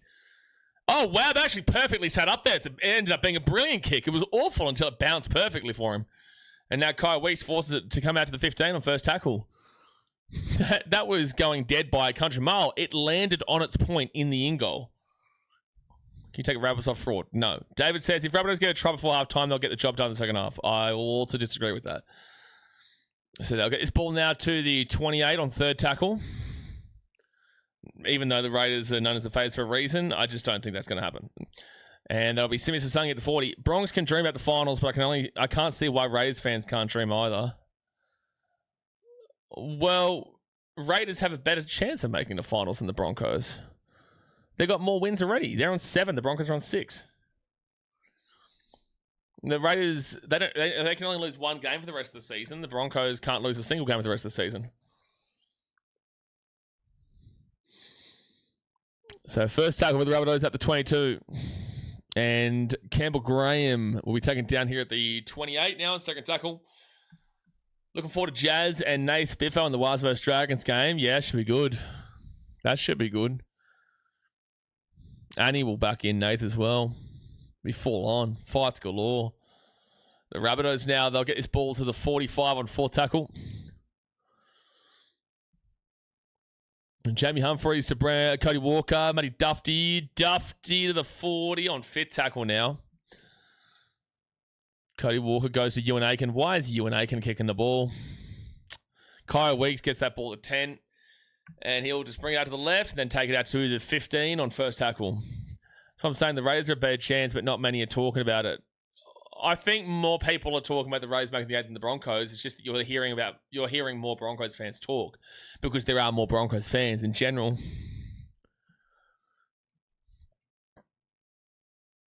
But yeah, sure, I'll agree with that on the basis that no one really talks or thinks about Canberra. Xavier Savage out to Simi Sasangi, quick pass. That's going to go backwards here, luckily for the Raiders. And they'll get this ball at 20. This is not a good set for the Raiders at all, though. Simi Sasangi the 30. In fact, the Broncos are the most supported team in the NRL, which is funny. I disagree. I'd say it's the Warriors. I would say it's the Warriors. They do have a full entire country. 1 second. Matty Dufty. Oh, nearly goes over the sideline. To be fair, you could actually make the argument for the... No, I don't think you could. Warriors are the most supported. Warriors would be the most supported. Because you would have majority of New Zealand. You would have a lot of Samoa, Tonga getting around them too. There's also a lot of Warriors fans who live in Australia. Whilst there's a lot of Broncos fans, and there's a lot of Rabbitohs fans, not that you see them at games really, Rabbitohs, but I would say the Warriors probably would have the most supporters. That doesn't mean that they're amazing supporters necessarily, because a lot of them will tune out when the Warriors aren't good, but they are an entire country, so... Yeah, Warriors literally have all of New Zealand and a ton in Australia, and also Samoa, Tonga, Fiji. Fifth tackle now at the 50 for the Rabbitohs. Warriors, the most supported team, is a second choice, and a lot more people watch Union New Zealand, I would think. No, like whether that's true or not, that's irrelevant to the conversation. Just because you watch Union doesn't mean that you aren't a Warriors fan. You can be an All Blacks fan and a Warriors fan. They sell out every single game. Union doesn't even sell out games in Super Rugby. I think you're just talking for the sake of it here, man, because that doesn't even make sense. Again, it doesn't make sense. What do you mean there's more Union in New Zealand that you would think? Sure, but that doesn't mean they can't be also a Warriors fan. You can be a Crusaders fan and a Warriors fan. They compete in two different sports. In a similar sport, but it's a different sport. It doesn't... What are we talking about here? Like, you can be an Auckland Blues fan and a Warriors fan. You can be an All Blacks fan and a Warriors fan. And also, yeah, the Super Rugby didn't sell out any games this year. The finals were just barren in regards to fans being at the games. People care about the All Blacks, not really Super Rugby. It's not even... I don't even know what we're talking about here, because at the end of the day, you can support more than one team. Yeah, but memberships doesn't prove fan support. Membership shows the people who are in the location that are willing to go to the game, but there are also a lot of fans who don't have the money to go to a game, don't have the money for a membership, don't have the time to go to a game, don't have the time for a membership. There are people who live in Sydney that are Warriors fans. There are people who live in London who are Warriors fans. There is a Titans fan currently in Kazakhstan, right? So the point of that is that memberships don't dictate who has the best fan base. It just has who has the, I guess, biggest local fan base that has the ability to go to games. Knock on from, I think, the Raiders here. It will be knock on Raiders first, yeah. Blaze is correct. I'm a Blues fan, a Warriors fan, a Breakers fan. Easy that when a whole country only has one team to pick from, Australia's flooded with teams. That's also correct. Not point of the conversation, but it is also correct. But then the same thing can go for the Broncos, because the Broncos were able to establish themselves early as the entirety of Queensland, whilst New South Wales always had the Rabbitohs, they always had the East, they always had Cronulla since the 40s or whatever, the Bulldogs since the Berries days, you know, they had Balmain, they had all these teams. You can argue the same thing for the Broncos, but it's just that now we've been able to diversify more, where you've got the Cowboys, you've got the Dolphins, you've got the Titans. Well, soon we're about to have this South Island New Zealand team as well. They're going to kick this ball through, and it'll be a 7-tackle set, but it's going to be the end of the half. It's going to be the end of the half. So it's like the same argument that you make for the Warriors can be made for the Brisbane Broncos. It's just that we've had more time to develop other teams in Queensland compared to other teams taken away from the Warriors. Warriors will lose a lot of fans when the second New Zealand team comes in. They'll lose a lot of the South Island. Darian says, I support Canberra but live in Brisbane. Also follow Man United as my family's from Manchester originally. Good stuff. I hate Man United, but but exactly right. Like, you don't, just because, like, I guess you could have an away membership, or I guess you could have a pet membership, as some clubs try to scam. You can have these like memberships where you're not actually in the location, you don't actually get a ticket to the games, but you're still technically a member. You can technically do that, but also some people just don't need to do that. It doesn't prove, like, for example, I would make the argument that the Rabbitohs could still technically be the largest supported club in the country. It still would be. It's just that you don't really see them. But overall, they've got an incredible fan base that goes back over a century. But it's just very, very different to, say, Brisbane, that was able to capture the entirety of Queensland, whilst the Rabbitohs, even when they came in 1908, had East there. They had Cumberland, to whoever was there, Glebe. I don't know who was back there in 1908. I know East and South were, but long story short, memberships don't dictate who has the biggest fan base. It just has who has the best local fan base. And that doesn't even prove anything. It's more about who just has the ability to go and do it. And also, size matters. Brisbane is a main central hub in this country. So is Sydney. But Sydney has Cronulla, St. George, Manly, Bulldogs, Tigers, Panthers, Eels, Rabbitohs, Roosters. Whilst Brisbane has the Broncos until 3 years ago, where it's now the Dolphins. And then an hour down the road, you got the Gold Coast. But size ain't everything, Tiger. Well, Heinz fan, I know what you're referring to. Let's move on now to the stats here at this halftime, as the Raiders had a very, very strong... Glebe Dirty Reds were in the comp, and Sydney University back in 1908. True. Who were the other teams? It was East, South, Glebe, and Sydney University. They're the four teams. Who are the other teams? There's more than four. But anyway, let's get into the stats. So, halftime, hit that like button, subscribe if you're new around here. Raiders 28, Rabbitohs 6. This is at GIO Stadium in Canberra. The tries for the Raiders: Owen Paddy, Hudson Young, Kyle Weeks, Noah Martin, and Kyle Weeks, with the conversions being 4 from 5 from Ethan Sanders. And the Rabbitohs with 6 points, Ashton Ward with the try, and Ashton Ward with the conversion. We go to the possession, 55% possession to the Raiders, 45% possession to the Rabbitohs. So in advantage of the Raiders there by a decent little bit. Time possession, you're looking for 25 minutes. A lot of tries have been scored in this game, so you will see the time go off because of walking back and getting the kick and all this type of stuff. 13 minutes and 53 for the Raiders, 11 minutes and 43 for the Rabbitohs. So that's 24, that's 25 and a half. It's not spectacular, but it is above the threshold of the 25-minute mark that you are looking for. And then we go to the completion rate. 90% here for the Raiders, 80% for the Rabbitohs. 80% is what you're looking for as a minimum. So the Raiders are spectacular with 90% for 18 from 20. Very happy with that. Whilst the Rabbitohs are 80% for 16 for 20. I don't think Newcastle were a 1908 team, Peter S. Newcastle, I'm sure they weren't. When did the Knights come into the NRL? That's not, no way, they were way later. Way later. 1988, yeah. Yeah, 1988, bro. Nowhere even close. Not even close. But anyway, so let's get back into these stats here. Newcastle didn't come in until far later. Completion rate, very good for both sides here, specifically the Raiders. Runs-wise, 90 runs for the Raiders for an exceptional 907 run meters. That is above 10 meters an average per run that you're looking for. So 90 runs, you want to see 900 meters. They're at 907. That is exceptional for the Raiders. Rabbitohs, 71 runs for 623 run meters. That is, you'd look for 710. So that means, now it's 72 for 635. You'd look for 720. They are 85 meters behind the 10 meters in average per run that you're looking for. 85. So you've got one team that's at 900, that is 7 meters above the 10 meters in average per run that you're looking for. And you've got another team that's at 635, and they are 85 meters behind the 10 meters in average per run that you're looking for. So the Raiders are dominating the run meters in the middle of the park and on the edges. They're just dominating overall. But the post-contact, the Rabbitohs are probably winning this. 236 here through 90 runs for the Raiders. 226 for the Rabbitohs through 72 runs. So 18 less runs. They're only down by 10 post-contact meters there. The Raiders are not actually winning the middle in terms of the post-contact, and in terms of the big boys, the Rabbitohs are actually getting some good numbers there. In comparison, they're only 10 meters down with 18 less runs. Yeah, that's not good there for the Raiders at all. So the Rabbitohs will win the post-contact, but still, I wouldn't say 226 is good for 72 runs anyway.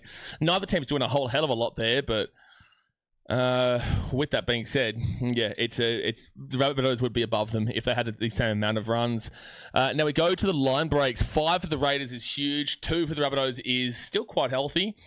You go to the tackle breaks. This is where the game's been won. 20 for the Raiders, 12 for the Rabbitohs. So high amount of missed tackles from the Rabbitohs, low amount of missed tackles there from the Raiders. And then you go to the average set distance, and wowee. 25 metres and below is pathetic. Turn the stream off. 25 to 30 is disgusting. 30 to 35 is underwhelming. 35 to 40 is hitting the marker. 40 to 45 is great. 45 to 50 is fantastic, and 50 plus is basically perfect. 45.36 there for the Raiders is unbelievable. It's fantastic. Very, very good there. They are getting a very healthy chunk, nearly half the field every single set. That's brilliant. Whilst the Rabbitohs are at 31.75, that's underwhelming. There's a mid to low end of underwhelming as well. There is a 14-metre gap per set in favour of the Raiders right now. So they are dominating this department. They are killing the average set distance, as the run meters would suggest. You go to the average play the ball speed. 3.19 seconds and below is extremely fast. 3.2 to 3.39 is fast. 3.4 to 3.59 is average. 3.6 to 3.79 is slow. And 3.8 and above is extremely slow. 2.95 seconds there for the Raiders is zippy, man. That is extremely fast. That is sub 3. 3.19 and below is extremely fast. They're at 2.95. That is very, very fast there. Whilst the Rabbitohs, they're at 3.59, which is on the upper end of average. They're only 0.01 of a second away from being in the slow category. So you've got a very fast Raiders team here at 2.95, and they are beating out by 64th of a second. 0.64 of a second is a significant amount of rugby league. They're beating out the Rabbitohs 3.59. That is pretty significant. You go to the offloads, 3-2 to the Raiders. They're both quite low there. Forced dropouts, 1-0 from the Rabbitohs. Kick defusal, 67% for the Raiders, 60% for the Rabbitohs, 140-20 from Ethan Sanders. And then you go to the effective tackle percentage. And, well, it's not too bad, actually, from other team here. So 85% below is awful. 85% to 88% is underwhelming. 88% to 90% is hitting the marker. And 90% and above is basically perfect. 91.28% here for the Raiders is perfect, man. It is absolutely brilliant. You're very happy with that. 157 tackles made is below the typical range of 160 to 180. So 157 is not much, so they're not going to be too tight here. 12 missed tackles is below the average of 15 to 17 by 3, so you'd be very happy with that. And the ineffective tackles is 3, which is below the average of 5 to 7 by 2. You're very happy with that. So only 15 bad tackles through, a less than average 157 tackles made. 91.28% is fantastic. Whilst the Rabbitohs, they're 88.79%, which is doing the job. It's hitting the marker. 190 tackles made is above the typical range of 160 to 180 by 10. Missed tackles is 20, so that's above the typical range of 15 to 17 by 3. And the ineffective tackles is 4, that's below the typical range of 5 to 7 by 1. So you've got 15 bad tackles with 43 less tackles made for the Raiders. You've got 43 more tackles made for the Rabbitohs with 8 more missed tackles and also 1 more ineffective tackle. It does relatively equal out, but the missed tackles are so gigantic there that's why it still separates it in terms of the percentages there. So look, Rabbitohs aren't doing too badly overall in terms of an individual effective tackle percentage, but still they're getting done 28-6, and it hasn't been good enough by any stretch of the imagination. And then you go to the negative play. 3 errors and below is really good. 4 to 6 is average, and 7 above is awful. 4 errors for the Raiders is average, and 5 errors for the Rabbitohs is average. They're both at a normal rate there. Penalties conceded 2-0 against the Raiders. Ruck infringements 3-1 against the Raiders, and on reports 1-0 against the Raiders. So it's a 5-1 in regards to discipline this game against the Raiders. The Raiders have given away 5 infringements compared to the Rabbitohs 1, and yet it's 28-6. So long story short here, the Raiders are quite typically known as a team called the Faders, where they are known to throw away leads like this. I don't think they do lose this one here today. I do think they just go on to win this game. But obviously, you're always hesitant backing in the Raiders with the lead at halftime. But I did tip Raiders 1-12. I wouldn't even be surprised if they still win this game 1-12, but I still have the Raiders to win the game. Greg Latifi says Toowoomba has to be the most shittest place filled with the most shittest people. Well, shit, what had happened? How did Toowoomba just get slapped? Why did Toowoomba just get slapped in the first comment I just saw? They just put another team for Ipswich or Toowoomba. I would like to see the South Island New Zealand team get a team first. Jaden says they can call themselves Ipswich Bogans. Jaden says North Sydney. What do you mean North Sydney's already in the comp? Oh, you're talking about back in 1908. Weren't North Sydney in the comp in 1908? Were they? How many else? The Newcastle Knights were a team in the late 80s. He's only 80 years off, yeah. Rabbits probably will win this by 20. No, they won't. Raiders getting over 43 points, you think? I think that's a tough one because Raiders aren't usually known as a good second half team. If I was to get on points in this game, I'd probably look at the Rabbitohs getting some more points. But again, like the Raiders could just be so desperate for finals right now, they could just go on with this game and still score 30. They could. Darren says, has me having a breakdown. What are you having a breakdown about? Peter S says 9 teams competing in the 1908 New South Wales Rugby League, and yes, 1 team is from Newcastle. Obviously, they're not called the Knights. South East, Glebe, Balmain. What were they called then? What were they called? Who was the team from Newcastle? 1908 NRL teams. Okay, so... Oh, they were there for 1 year. Okay, so technically you are right. I thought you were talking about the Knights, though. But technically he is right. Newcastle did have a team, but they exited the league the year after. So they were only around for 1 year. In 1909, they left. Newtown competed until 1983. North Sydney, obviously now are back with the Perth Bears. South Sydney's still in it, despite a little... away tenure. Western Suburbs were in it. They obviously merged with Balmain, Cumberland, East, and Balmain now defunct as an independent entity, but yeah, merged with West and North Sydney. There you go. Raiders being the Faders. They can do it. Raiders have 2 mins more ball in play than the Bunnies. Hit us 28-6.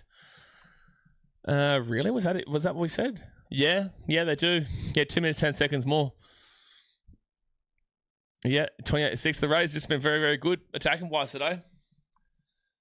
Hope Savage gets a try after that one was taken away. Hope Savage gets a try after that one was sadly taken away. Yeah, it was the right call, though. It was harsh, but it's the right call.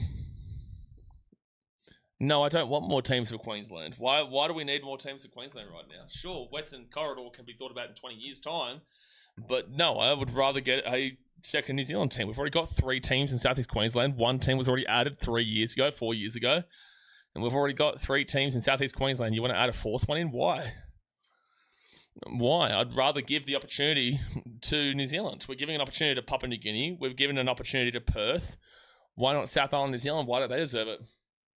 Why does Western Corner Brisbane, New South Wales has 12? What does that have to do with anything, though? Why does what New South Wales have mean that Queensland should then get more? There's no benefit to it. Like, I don't understand the point. Like, there's no benefit to that. Queensland at 4. But what's the point? Like, who cares how many New South Wales have compared to Queensland? Who cares? What's the point here? Fiji team is not happening. Not for at least 20, 30 plus years. Who cares? Who cares that New South Wales had this? New South Wales has too many teams that it does. What do you mean Queensland isn't having a fair go? Bro, what are we talking about? Queensland isn't having a fair go. As a Titans fan, I don't give a fuck about the other teams. Broncos fans couldn't give a shit about the other teams. Cowboys fans couldn't give a shit about the other teams. Dolphins fans couldn't give a shit about the other teams. What do you mean not having a fair go? What does having another team in a competition in Queensland have anything to do with how anyone from Queensland has any thought process about... What does that even mean, that Queensland's not having a fair go? That doesn't even make any sense. What is the fact that Queensland has 4 teams compared to New South Wales having like 11 teams, 12 teams, whatever it is? What does that have any factor for anything? Take 14 from New South Wales and put it in Queensland. No, I can't deal with this. I can't deal with it. We'll see in 5 minutes. You're not even answering the question. You're just saying things for the sake of it. No, we're not removing 4 teams from New South Wales. What are we talking... Guys... Come on. Like, I know everyone's got the right to an opinion, but, like, what are you talking about? Remove 4 teams from New South Wales to give Queensland 4 teams for what purpose? Gosh, sometimes we just lose our minds here, eh? Like, sometimes we just dead set lose our minds. None of that has any relation to each other. Brisbane would love to be the only Queensland team again. Sure. Yes, they would. But, like, it just doesn't... There's no... Yeah, Big Rig's just weird shit, man. Like, what is that? 4 more Queensland teams at the detriment of 4 New South Wales teams. Also, good luck organising that, getting rid of 4 teams. What is that? What is the actual point of what that actually does? And how does that then correlate to Queensland isn't getting a fair go? This is coming from somebody who is from Queensland, supports a Queensland team, and I'm just like, with all due respect, you're a Rabbitohs fan talking from this perspective. It's like, well, what? Anyway, the Rabbitohs are going to get the ball in. The second half has started. And it will be first take with them at the 10. Hit that thumbs up button, subscribe if you're new around here. Hopefully we get a good second half, but obviously it's not looking amazing. Watch Perth get a second team before New Zealand. Nah, Adelaide would have a chance before there's a second Perth team. Adelaide would definitely have a chance beforehand. But all right, Rabbitohs now, though. David Fafita with a great run. He'll get this ball to the 40 on 4 tackle. If we did cut teams, the level of teams would go up a fair bit with more quality players to go around. No, but that's not what Chelsea's arguing. Chelsea's saying that we should cut 4 New South Wales teams and give 4 teams to Queensland. That's the argument. She's not saying to cut the teams in general. She's saying to relocate them. So that goes against what you're saying. Sure, you're not necessarily wrong, but I also think you need to hold more accountability on organisations in terms of them placing teams together. But no, it's just a comment about direct relocation, which serves no purpose. Take 4 teams out of New South Wales and put them in Darwin. We may as well at this point. I want a Darwin team. It won't happen for a very long time, but I'd love a Darwin team. And Xavier Savage, we take him back here to the 5. This is not a good set here to start for the second half. Alice Springs trip 2026. Yeah, get Alice Springs in. Get Buddy Darwin in. Get Adelaide in. And then give the big middle finger to the AFL by going Hobart. Playing at Darwin is so brutal. Yeah, it is. The humidity is just romper stomper. So that's a big torpedo there from the Raiders, and that's going to bounce perfectly here. Sanders last 2 weeks has been having better games. They did get a new stadium, Peter, but they're getting an AFL team next year or 2 years away, Tasmania. So there's no point. Trust me, there's no point going head-to-head with the AFL in Tasmania. Tasmania is absolutely a AFL state. Darwin is 55-45 rugby league on viewership, but it's 55-45 in terms of attendance, as you would typically see in Northern Territory. But it's just not going to happen. That's why neither code has decided to go there yet. They'll take games there. Like we see Dolphins go there, Eels go there. We see AFL teams go there. Jack Whiten nearly gets away with the 25-foot tackle, but setting an actual franchise up there is a whole other story. And they'll kick this ball into the corner where it's going to be a 7. Oh, he's caught that in the infield. Coyotes could have easily caught that in the in goal, but gets it off to Hudson Young, and Hudson Young get taken down at the 5, first tackle. I think she means if you took all the players from the Queensland team, I can already tell this is wrong. Ziggy says, imagine a finals game in September in Darwin, talking about a home ground advantage. A finals game in September in Darwin. Oh, well, yeah, that would be a home advantage. Yeah, you're right. That'd be so brutal. Semi Sasangi gets his ball to 20. Rays have not started the second half off the better. I don't even live in Australia, X Factor. Josh Papali'i is going to bring this ball here to the 30 on fifth tackle. I don't even live in Australia, man. They give it out to Ethan Sanders, and Sanders is going to whack that ball down to the 50, to the 20. Again, another really good kick there from Sanders that finds grass. And now Campbell Graham is going to get taken down here at the 20. Well, I'll be back for a wedding. I won't have time to go to... I think it's in Melbourne, isn't it? I'll be in Sydney. But I'll be back for a wedding for like a week or two in early November. Is that when it's on? But I still wouldn't do it. I don't feel the need to pay that kind of price there for that. I could just easily just watch it. But it's a cool thing for everyone to go and experience. And then I'm sure they'll do this as a yearly thing now too. It was just an idea. Yeah, but the issue is that you keep making comments that don't make sense, and you don't actually back your comment up with a reason. Just saying 4 relocation teams from New South Wales to Queensland, and then not actually explaining why. Like, firstly, you said Queensland isn't getting a fair go. From a Queenslander's perspective, I'm like, I don't even know what you're talking about in regards to what is Queensland not having as many teams as New South Wales have any relation to not being given a fair go? That's the issue, because you never explained on that one, and then just continued on remove 4 New South Wales teams. I would love to hear your thoughts on which 4 teams you're removing, which would never happen, by the way. But you're then talking about 4 New South Wales teams going to Queensland, and then there's no explanation on anything. So that's the issue. And you keep commenting without actually explaining the thought process. And the thought process originally, it's like, sure, it's an idea, but I want to know why you're actually saying what you're saying, because currently speaking, it makes no sense. And again, you're talking to someone from Queensland who supports a Queensland club, and I have no idea how we're being told that we're not getting a fair go. Oh, that's going to be Raiders. Rabbitohs now get this ball at 25 on second tackle. Well, doesn't it kick off at 10 a.m. in Melbourne? Too much prime time in the US? Probably. 10 a.m. or maybe midday or something like that. Any time in PNG is going to be rough for teams and the players who sign there. Yeah, that's true. Maybe not necessarily for the players who sign there, because they'll be living in Papua New Guinea and Port Moresby, but for everybody else, yeah. All right, so 4th tackle now for Kolomatung in the Rabbitohs, and he'll get this ball to the 45 on 5th tackle. Oh, he's lost the ball. He has lost the ball, and the Raiders will get it. Japan's so much more rugby union lenient. They are, but I don't know if you could break into union in Japan. They love their union there. They do. They love it. Second tackle now at the 45. People don't know that. A lot of people don't recognise that.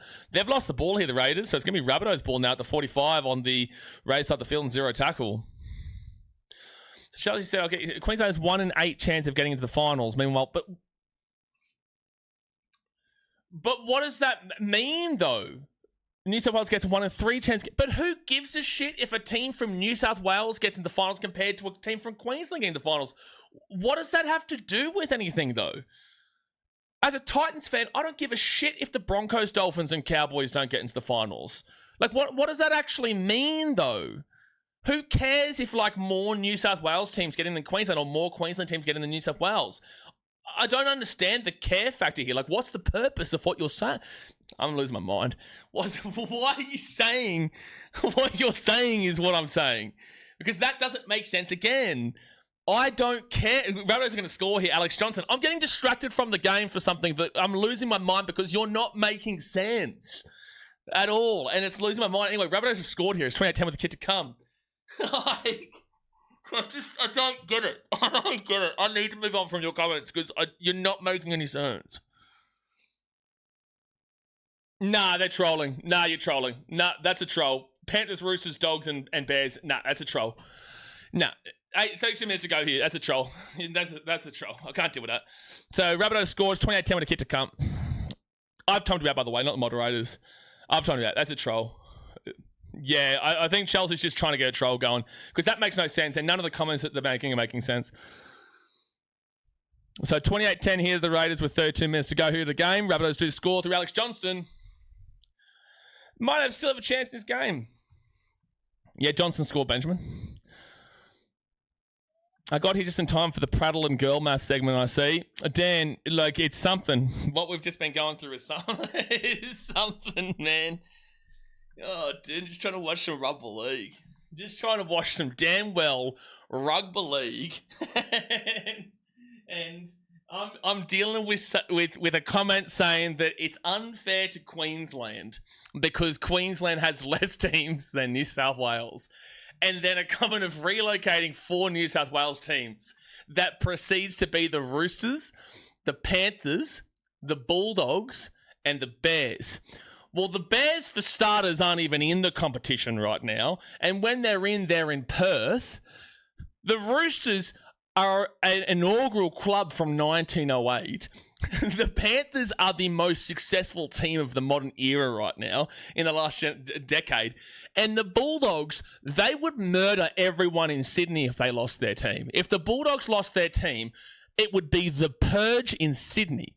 And they've got an insane fan base. This is what we're dealing with, and this is why you can see I'm so frustrated right now. Oh, dude. I'm so frustrated, but it's all good fun. It's all good fun. Oh, dude. What a time to be alive. 28-12 with 31.5 minutes to go here. Kalama he's going to bring it out to the 10 on first tackle. Seb says, I'm sure Chelsea will be back from the outback in 5 minutes with some more enlightening information. I think Chelsea probably blames me. I think probably, unless it's an actual troll, like it's probably, unless it's actually just genuinely trolling, I'm sure they'll blame me / us for not getting it or just an opinion kind of deal. Rabbitohs get a penalty here. This game is changing. Imagine top 8 in 2030 as Warriors, Cowboys, Titans, Broncos, Dolphins, Bears, PNG, and Storm. All like fantastic. But it's like one team from New South Wales not making it has nothing to do with like the other 10 teams not doing it. Like, sure, people will talk about it for an entertainment purpose, but it has no correlation or reflection of anything, really. If all Queensland teams don't make it or all New South Wales teams don't make it, people will talk about it for entertainment purposes, and that's it, because they're all individual things. So, second tackle over the Rabbitohs. They're at 25. Cameron Murray! Murray right through the line. They're going to score. But you should don't start. 30 minutes to go at a game here. Rabbitohs are back in it. 28-16 to get to come. Hit that thumbs up button. Subscribe if you're new around here. The Rabbitohs are actually back in this game. Cameron Murray right on through. Oh, the Faders. They're back, aren't they? The way the Raiders get knocked out this season by letting the comeback like this happen would be so Canberra.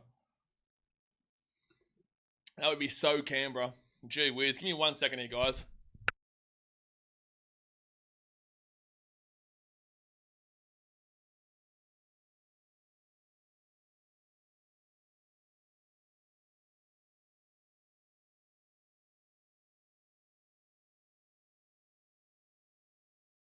All right. Razorback snatch defeat from the jaws of victory. I've never seen that before in Canberra, Ziggy. Never seen that before in Canberra. Never ever, mate. You're telling me that the Raiders know how to throw away a game? You're kidding me. I don't believe it. I don't believe it. I don't believe you, mate. I think you need to grow up. I've never seen Canberra throw away a game before. Ever. Bit of momentum coming. Yeah, momentum's on here for the Rabbits. Let's see if they can put it away, though.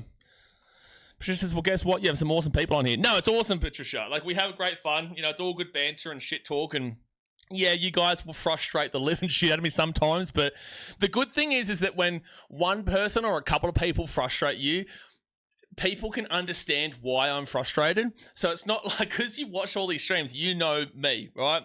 On these streams. So it's not like I'm just alone in my frustration in response, and the other people will be like, what are you talking about in terms of the other person as well? And they'll like comment in response in the same way I am. It's just that I'm the one in front of the microphone. Oh no, here we go. Okay. I'm going to ignore this one. I'm going to ignore this one. It's 29 minutes to go in this game. It's 28-18. Read the room. Just read the room.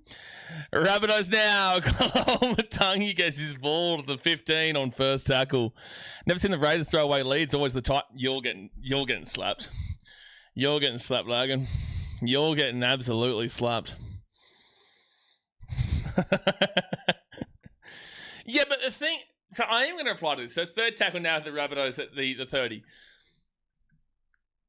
Tell us that it's your it's your personal bias. Like I'm thinking we're having an honest conversation in regards to who you genuinely would think would make sense out of the 4 teams you said to be relocated from New South Wales, and then your response is an answer of I'm a Rabbits fan. I couldn't think of another team to the Bears. I hate the Panthers because in the finals. Do you know what I mean? That's a penalty here to the Raiders at the 10. They're lucky with that one. Campbell Graham gives away a penalty. When I'm speaking to you in good faith, right? So I'm speaking to you in good faith thinking that you're going to give me a legitimate answer. Panthers, Roosters, Bulldogs, 3 of the most ridiculous teams I've ever heard. And Bears aren't even in the competition right now. Can you see what we're talking about? Only thing I'm worried about is player dilution with more teams. Like in Super League times, we had 22 teams all up. In first year of the NRL, we had 20 teams and had teams that were reserve grade quality. Sure, again, I believe that the organisations need to be held more accountable in terms of the fact they don't put together teams well, and then people will always fall to there's too many teams and not enough players, and I think there is actually enough players, but I just think that teams don't necessarily put teams together well for the most part, and that's why you see teams like Panthers being so successful and all that kind of jazz, because they know how to put a team together. They developed their own team individually. Laurie brings his ball fourth tackle to the 45 on the other side of the field. Oh, and Paddy, quick running here, quick running. Oh, Paddy at the back into Noah Martin. Noah Martin at the 35. Mr. Sangi. Oh, Xavier Savage knock on. Yeah, momentum is definitely not with the Raiders right now. Well, Chelsea, if we got rid of the Rabbits, would you be happy? But yes, Jason, the argument is there. However, I do think that people need to hold clubs more accountable for their decisions. Rabbitohs aren't winning as well, Chelsea. It's 28-18 to the Raiders.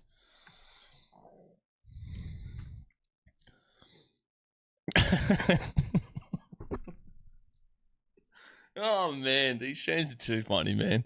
26 minutes to go here. This game. Jack White into the 33. Hell no, you ain't getting rid of the Rabbits. They're the oldest in the league. Oh, I could be a knob here and I could really reply to this and say, no, you're not. I could actually give you a technical argument. If I wanted to be a knob here, I could be like, well, technically the Broncos, the Knights are all older than you. Technically the Sharkies and the Bulldogs and all this, and you're not even in the same conversation as the Roosters. But that's a very technical argument that I just don't feel like going down that path. Full tackle here at the 40 for the Rabbitohs. They're on the attack, though. Oh, no. Hudson Young is down injured right now. Is he winded? Oh, no. He's grabbing at his calf right now. He's grabbing at his calf as we currently speak. God bless him. No, you don't want to see this. He's grabbing at his calf. Oh, no, he's not. He's not grabbing at his ankle. No, don't tell me it's another Achilles. God bless. Touch wood. Hopefully this is not true. It's a non-contact. He's grabbing at his ankle area. Nah. Oh, shit. That's not good for Hudson Young, man. That is not good for Hudson Young. It's a non-contact injury. He's grabbed at his calf/ankle areas. He can't walk on it. I really hope I'm incorrect here, but that could be the same injury as Will Warbrick. I really hope it's incorrect, though. Yeah, all signs of Kelly started here. Prayers, it's not. Again, last night we saw this with Will Warbrick too. Damn it, man. Yeah, last night our thoughts with Warbrick, and now we're getting the same here for Huddy Young. You don't like to see that, and especially in an important part of the year for the Raiders, and he's one of their best players. Brenton says, damn, that sucks for Hutto. Seb says, Chelsea, you're the one who kept bringing up that. The one who says, Achilles has to be the worst injury in sports history. Again, I don't know if that's the case. It's just that we saw this injury with Achilles last night that was confirmed. We'll get it confirmed very soon. It's a non-contact injury. He's grabbing at that area. He can't put any weight on it. He had to be carried off the field. There's just all signs leading to it. And again, touch wood, God bless, I hope that it is not the case. Chelsea, you cannot blame me for saying, because you kept on asking me about it, Chelsea, you cannot blame me for reading out your comments on the stream that I'm not dealing with this. Fitzackle here at the 30. Noah Martin. I'm being blamed for reading out your comments in a YouTube live stream comment section. That's incredible. That's incredible. First tackle here with the Rabbitohs at the 38. That's incredible. Marcelo says, Jed Stewart catching well today. Good to see. Big Rig says, very entertaining stream. Great fun, brother. I appreciate it, man. Appreciate it. We still got, after this one, Warriors versus the Dragons, and then Tigers versus the Bulldogs later on tonight. Dan says, how dare you use logic? You should, Dre. You scoundrel. Yeah, I'm a scoundrel, to be fair. I can't believe I would ever use logic. Forward tackle here at the 30. I remember you said the Panthers should be kicked out. I want to kick you out. How about that one? I want to kick you out. Fit tackle now for the Rabbitohs. They'll beat the 25. And I'll go out to the right-hand side. Ashen Ward at the back now to Cody Walker. Kicks his ball through. Chance here. Play tripped up. It's going to be 7. It's going to be a dropout. It will be a dropout. Yeah, look, it is probably Milford's fault, Lagan. You're right. No, you would be right. Mods, are there any plans to stream any NRLW games, gang? Why are you asking the mods that? Yeah, hey, Seb and Brenton and Daz and Mitchell and the likes, can you let us know if there's any plans to stream any NRLW games again? Is there, hey, mods, is there any chance of that coming through? To be fair, it is actually easier to ask them because they'll give you a response, just in case I miss your comment. No, it's the NRLW is on during the NRL games, right? So I would love to do the NRLW, but I can't because they're all on now. Like, there's games happening as we currently speak. And I just can't be consistent with it. David Fafita taking down the 25 on third tackle. I like to be consistent, so I can't be consistent with it. Toothbrush boy.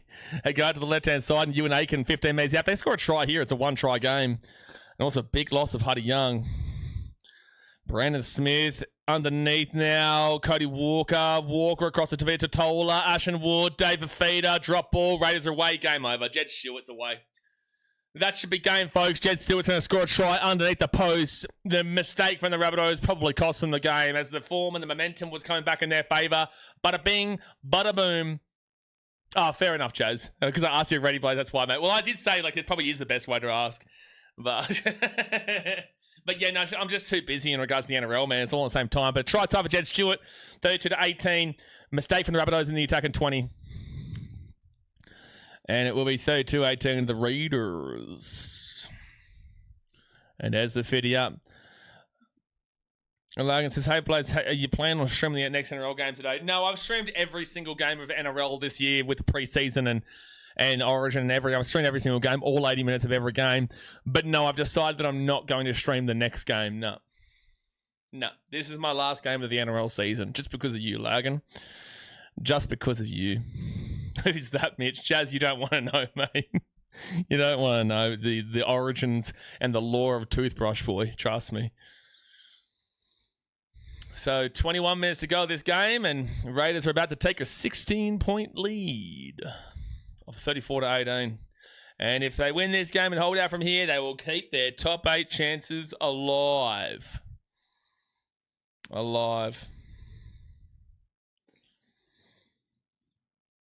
Okay, Chelsea, I'm looking forward to this one. New idea that's better.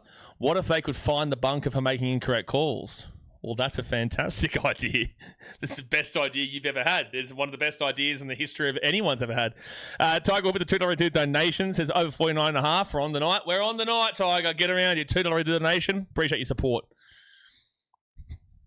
I believe it was an electronic toothbrush, Peter, and that's why it's a concern, this conversation. Thank you very much, Tiger. Baker Clips is lost in this game. Well, you asked me earlier on whether I thought it was going to be over, and whether I think it's going to be under 41.5, and I said no way. Why didn't you agree? Why did you ask me? Oh, you already put the bet on, had you? And then you asked me afterwards. Bro, we were live half an hour before the game. Should have just waited. Who was going to find the bunker? Chelsea says, well, there's the real questions being asked. But listen, I still think it's a great idea. If Young is out, you think they move Sasangi back to the back row? Well, they've got Noah Martin, or they might put Morgan Smithies in.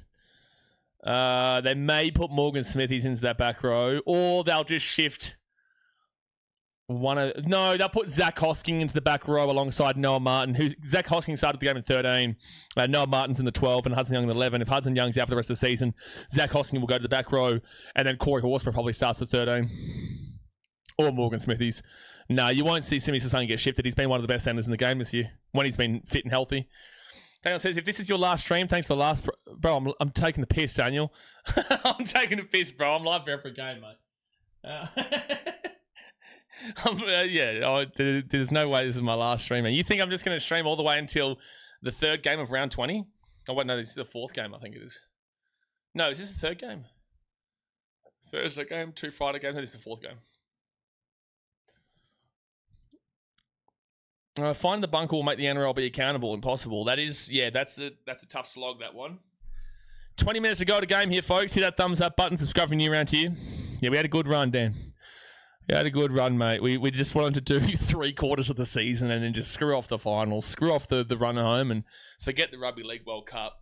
Our next stream is going to be second division Belarusian badminton. Well, actually, it might even be a Kazakhstan league. They actually have a sport here, which you'll find out on BKR Travel. But they have a professional sport here, which is about a dead sheep. And it's like polo, if you know what polo is in like Argentina and whatnot, where you hit the ball with the stick and you're on the horse and all that sort of stuff. It's like polo, but with a dead sheep. And they fight for the dead sheep while riding horses. True. You'll find all about that, where we're going to go to it on BKR Travel. That's not for like 4 or 5 weeks, though. I'll go to it in 2 weeks, but it won't come out for 4 to 5 weeks. Jed Stewart's going to grab this ball at the 5, and he'll bring us out to the 10 now. Good run. First tackle. Sometimes these streams make me feel drunk. It's a great point. By the way, Seb, wasn't able to have that drink last night, but I will have it probably tonight or tomorrow. Probably more so tomorrow night, because I've got an early start tomorrow. So Tom Starling coming on for his 150th game for the Raiders. Good on him. Horseback sheep hockey. They play a similar game down in Hamilton, New Zealand. Where, like an actual dead sheep. I'm talking like they'll eat this sheep kind of deal. Like it's a dead sheep that they're holding around. Like a full-on dead sheep. I thought Kiwis only did things with sheep. Lag, and the Warriors game's up next, mate. The Warriors game's up next. Good run here from Nathan Strange. He's on the run. He's on the run. Offloads it. Knock on from Tom Starling. You hate to see that in his first touch. I think that dead sheep's put online. Yeah, that's an actual thing. Oh, I'll definitely be live for Argentina versus Spain tomorrow, Costa. Yeah, definitely be live for that. Start of the season is the only time that matters. Exactly right. You know, if I'm thinking of primetime matchups, I'm thinking Manly versus Eels in round 17 of a competition, or like a Tigers versus Knights. You know, like these are the matchups that you really want to be there for. And go out to the right to Totola at the 45. Chelsea, you'll get used to these streams. Like you said, can you not be sarcastic? It's over, home in the NRL. You'll get used to these streams. The key thing for people is to not make a reputation for themselves, because people here remember. But you'll get used to it in the terms of banter and sledging and not taking everything so seriously. Jack White into the right-hand side.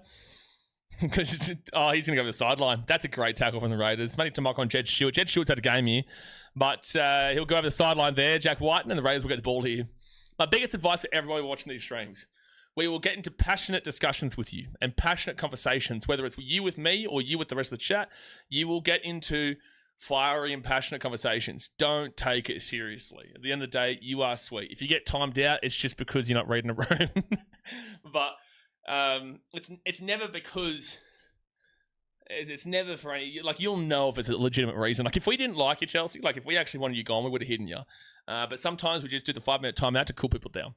And I need to cool myself down. So that's why I timed you out. Second tackle, you got the 35. And they go out to the right-hand side, and Noah Martin's going to get this ball to the 50 on third tackle.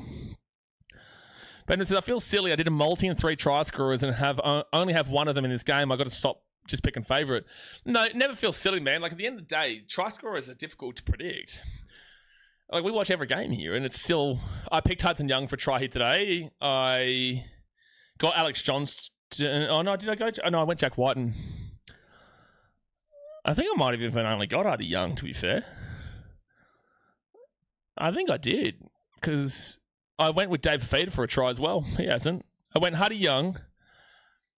And also, Simi Sasangi. Sasangi hasn't scored a try. Rabbitohs with the ball here at the 28. I had Johnston. Yeah, fair enough. Well, Johnston's the easy one. Who else did you go for? Well, if you had gone for favourites, I'm sure you would have gone with Huddy Young. Yeah, I've worked with scaffolders. This chat is mellow in comparison. Absolutely. It's completely... Like, well, scaffolders are using the F-bomb and the C-bomb every 2 seconds. But that's the Australian way, mate. No jokes allowed around here. No, we don't joke here, Kokomo. No, this is a serious channel. It's a very, very serious channel. I'm not laughing. No one's laughing here. And Brandon Smith's away here. He's away here. Brandon Smith, good run. Drop ball from the Rabbitohs. And they're going to play it through here.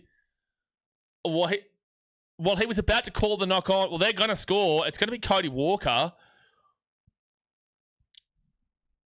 You better hope this wasn't a knock on from the Rabbitohs here, ref.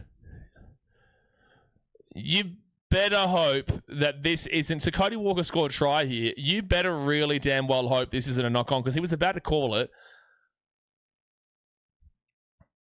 Brandon Smith. Can we see this again? And I want to see this again. I swear that was... Yeah, scaffolders to a lot more than swear. Yeah, that's true. Can you show us this again, broadcast? Show us the knock-on. Brandon Smith, great run. Oh, maybe off of Sanders. Can you show us a zoomed in shot? Because commentary saying knock on. I think there's a world here this actually hit Ethan Sanders' arm. But like, I want to see a zoomed in shot here, because I thought it was a knock on from the start. And he was about to call it as a knock on, but then I feel like he was playing the advantage. But then because he didn't score, if I'm the Raiders, I let him score there every day of the week. But they're not showing us a zoomed in shot.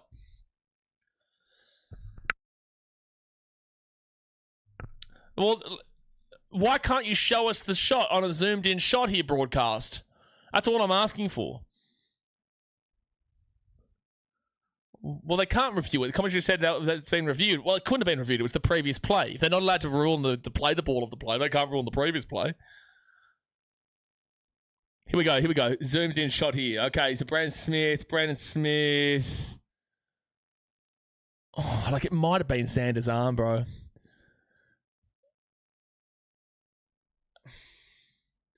I might have hit Ethan Sanders' arm here, though, commentary. I don't know. This is a tough... Like, obviously it's been just called as a try. I think there's a world that actually just hit Ethan Sanders' arm. I don't know. Like, originally, it just straight up looked like it was a Rabbitohs knock-on. Cody knocked that on. Well, maybe Margella, but, like, Ethan Sanders' arm does hit it. Like, it's either a tackle too early or a knock on Cody Walker. Either way, the play should have stopped. The play should have stopped. But, like, the Rabbitohs are down by 10. There's still time here, though. 13 and a half minutes to go. Brandon Smith to Vita Totola. And Totola's going to get this ball now to the 35 on third tackle. I think they've both gotten a touch. Well, if they've both gotten a touch, I think no matter what, it should have been brought back. No matter what. For either a tackle before the ball came in or because of a knock on. And Fitz, Dan with the $5 donation says bet tax in New Zealand pesos. $5 New Zealand. I think we just lost money in Australia. No, Raiders. Oh, my goodness me. It's going to be a dropout. Thank you very much for the donation there, Dan. Appreciate the support. But it's going to be a dropout from the Raiders to the Rabbitohs. He was in the field of plays. It wouldn't have been a 7-tackle set anyway. Tiger says, yeah, 10%. I do small bets too. Blaze help with the picks. Very knowledgeable. Appreciate that, man. Like, obviously, we joke around about the 10% and whatnot, but it is always I'm very grateful when people do support the channel when they win bets and whatnot and give us a 10%, all that kind of jazz, or whatever they can afford kind of deal. It's always really cool, and I do appreciate that. And it will be coming towards all of BKR travel that you'll be seeing over there. Because BKRsport's very easy, but to be fair, finding accommodation's always probably the more easy part, because living in this part of the world is so cheap, man. Second tackle. You should have seen the sushi I had last night, mate. It was unbelievable. For like $10, I got this massive box. Out of the right, Jack Whiten. He'll be taken down to 24. No, he's still going. No, he'll be at the 24 on third tackle. Rabbitohs, if they score here, we're going to have a gangbuster last 10 minutes. Cameron Murray, 15 metres away from the line. Trying to obey the law of the land. Get around you. Law of the land, mate. Ashton Ward, Jack Whiten, taken down 9 metres away, fifth tackle. I also had Corey Horsburgh first try scorer. You didn't. You did not. Rabbitohs get the catch, and they'll be fifth tackle taken over at the 5, so Raiders will get the ball here. I'm going to bounce back at you here, Jeeth, and I'm going to say there is absolutely 0% chance that you had Corey Horsburgh first try scorer. And I'm going to ask you why you believe that I don't believe you. There is one specific thing. It's not even because he doesn't usually score tries. There is one specific reason why I don't believe you. Can you tell me what that reason potentially is? Third tackle here for the Raiders. They're going to be at the 25. No, we are, Jono. Yeah, I haven't checked out your travel page yet, but you should review national food for every country you go to. Penalty, the Raiders here at the 30. So our first episode is our first 48 hours in the country. Second episode, which will be next Monday, which will be the food of the country. The third episode a week from that will be the safety of the country. The fourth episode, there's 10 episodes, long story short. But they're all about different aspects that people are interested about inside countries. So I'll be here for 4 weeks, but I will also do 10 videos, which will be 10 weeks worth of content. And then when I go to Kyrgyzstan, same thing, same process. It's all about answering a question per vlog. So they're vlogs, but it's all about answering a question per vlog through the vlog. Because I always find that with travel content, I don't care unless there's a reason to watch it.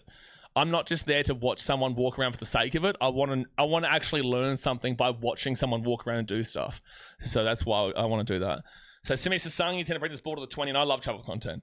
10 minutes to go here at the game, folks. Hit that like button, subscribe if you're new around here. For example, Yes Theory is the perfect example of this. Oh, Brandon Smith just whacked him, and that's going to be a knock on here from the Raiders. Thomas Starling's actually had a rough game in his 150th since coming on. I'm not even too sure who that is, Dan. I'm interested to know who Shavkat Rachmanov Hawking is. I'm also scared to find out. Oh, Tom Starling's been rocked there. He's had 2 knock-ons since coming on, by the way. Brandon Smith has rocked him. I might go to Kitastikskan with you then. Kitastikskan? Are you saying Kyrgyzstan? K-Y-R... Kyrgyzstan is what I'm saying. I'm in Kazakhstan. Kyrgyzstan is the next country I'm probably going to, but I'm probably going to swim across the other side of Kazakhstan in about 3 weeks and go to the Caspian Sea in a place called like Akhtar, I think it is. Akhtar on the other side where the Caspian Sea is. Third tackle. I didn't expect you to believe me, but I'll get more money if he does score. Sure, Jeeth, but the reason why is because Corey Horsburgh wasn't starting today. He was on the bench. So why would you get on first try scorer for a player on the bench? And not only a first try scorer for a player on the bench, but a player that never scores. So 62-metre gain there for the Rabbitohs. Good set. 8.5 minutes to go. They'd love a try right about now, though. Cody Walker is going to put this ball up in a good area. Jack Whiten. Oh, knock on Jackie Whiten. They're actually going to check to see who knocks this ball on first in the bunker. Knock on. On-field ruling is, I think, knock on Raiders, I've just said. UFC welterweight Shavkat Rachmanov, he also catches wolves with hawks and turns them into hats. MMA nerd type of shit by me. You don't need to say sorry. Is he from Kazakhstan, is he? And who knocks this ball on first? Kaio. This will be a knock on Raiders.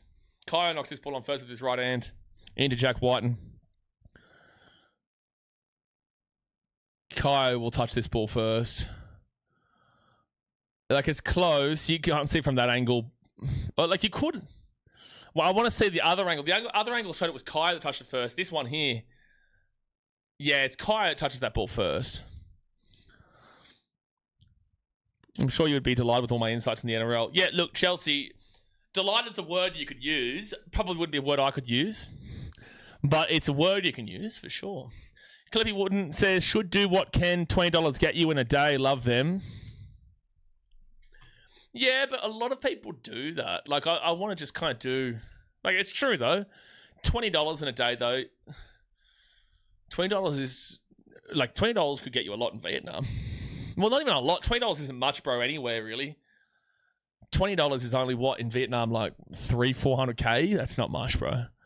$50 or $100 would make more sense, but $20 is probably a bit too low. Like, you'd only be getting your food then, essentially. All right, so 8 minutes to go here this game. They're actually going to say Jack White knocked this ball on first, by the way. So it's Raiders' ball at 10. They've lost the scrum. No, it's a penalty to the Raiders. The Raiders actually lost their own scrum just then, but they're going to call penalty to the Raiders. I just thought there was a slight little bubble from Kyle Weeks before that Jack Whiten got it. But Jack Whiten's the one who clearly pulls it down. Yeah, look, no incest talk tonight, JJ. That's because New South Wales fans aren't talking about New South Wales. Raiders need to watch the one-on-one strip. Sure, Raiders love a one-on-one strip too themselves, though. But yeah, you're right. Simi Sassangi at the 35. AKP and Donald Zalesniak for a double. I've seen someone on my Supercoach League actually captain Lafayette today. Makes sense. But also, when people are so confident like this, a lot of the time we see results not go to plan. Like, it'll still be a win, but it just won't be as emphatic. I think the Warriors have to make a statement today, though.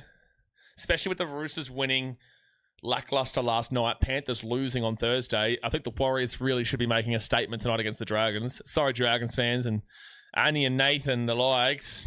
But really, if you are the Warriors right now, you should be looking to make a real big statement by winning by 50 in that next game. I think that's an important thing the Warriors should be doing. 40-50 kind of deal. But the Dragons have been better recently.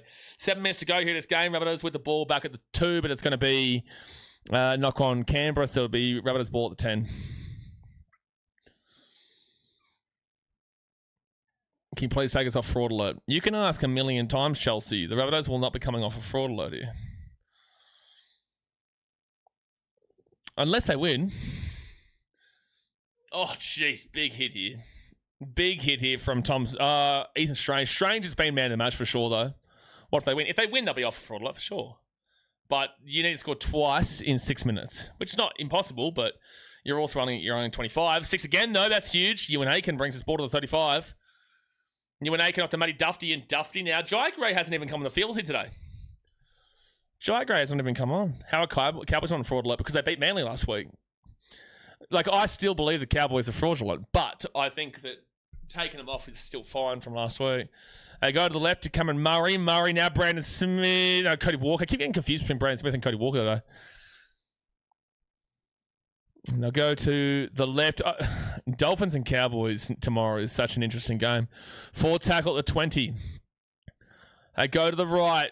It's Cody Walker, Cameron Murray, out to Ashen Ward, Matty Dufty, Campbell, Graham, Surely, try time for the Rabbitohs. 34-28 with a kid to come. Here we go. Well, that 36-34 game you saw between the Rabbitohs and the Raiders earlier on this year in Perth, well, you are seeing a similar game here today. 34-28 with a kid to come. The Rabbitohs are still in the game. 5 minutes to go here. 5 minutes to go. Here we go, folks. Here we go. Here we go. It's a good move out to that right-hand side.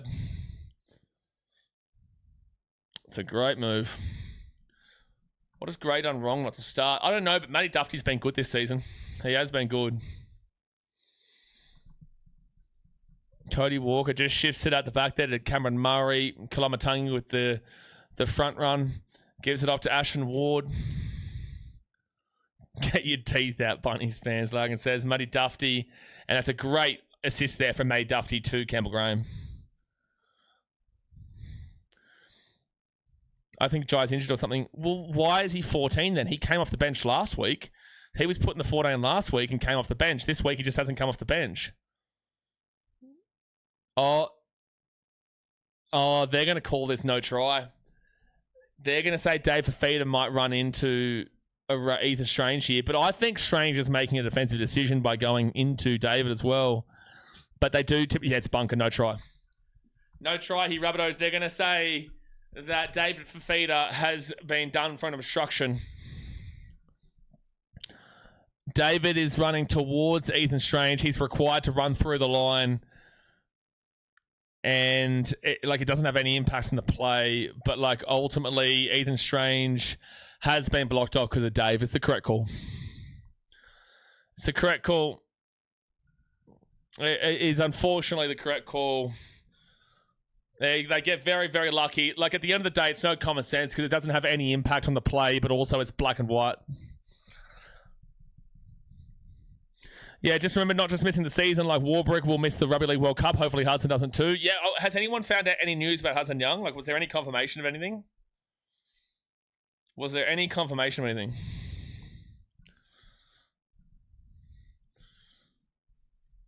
And Ethan Sanders will boot this ball to the 35. 5 minutes to go to the game. Chelsea says, I hate rugby. Well, rugby isn't being played right now. We're playing rugby league. This is not rugby. Was confirmed Achilles, was it, Jono? God bless him. That's such a big loss. I also have him as Supercoach. I'm spewing, but regardless, it's got nothing to do with Supercoach. Screw Supercoach, man. For the play that he is and for how important he is for the Raiders and their run home, that's such a big loss. It was Achilles, yeah. You knew straight away because, especially with the fact that we saw it last night with Warbrick, he just kind of had the same thought process. Yeah, I just heard it in the commentary. Fit tackle now at the 25. You can hate rugby, but can never hate rugby league. Exactly right, Chief. So Ethan Sanders back underneath to Dane Laurie. Laurie kicks his ball through, and Dufty gets it. Well, Rabbitohs, you're going to score on this set. If you want a chance, you're going to score right damn well now. He committed to tackle for feeder. Not necessarily. If he's committing to tackle for feeder, you're seeing a different action. It is black and white there. There's no common sense, but it is just black and white. Ricky will top himself on the presser if they lose this. They're not losing this from here. If they had conceded just now, the Raiders are known as the faders for a reason. They fade away a lot. Raiders, faders. But they shouldn't be losing this from here. If they had conceded just now, though, with that previous try, then you probably would have been saying, yeah. Brandon Smith, great run to the 45 and fit tackle. David Fafita. Ashton Ward, Cody Walker chasing it through. Need a good chase here. Drop back here from the Rabbitohs. Raiders get the ball to 20. Did you see the Jerome Luai post timestamp 2022 Daddy Loves You win when they won the premiership versus Eels, and then 2027 Daddy is home. Jerome Luai is in an Eels jersey. That's actually really crazy to see Jerome Luai, the Eels.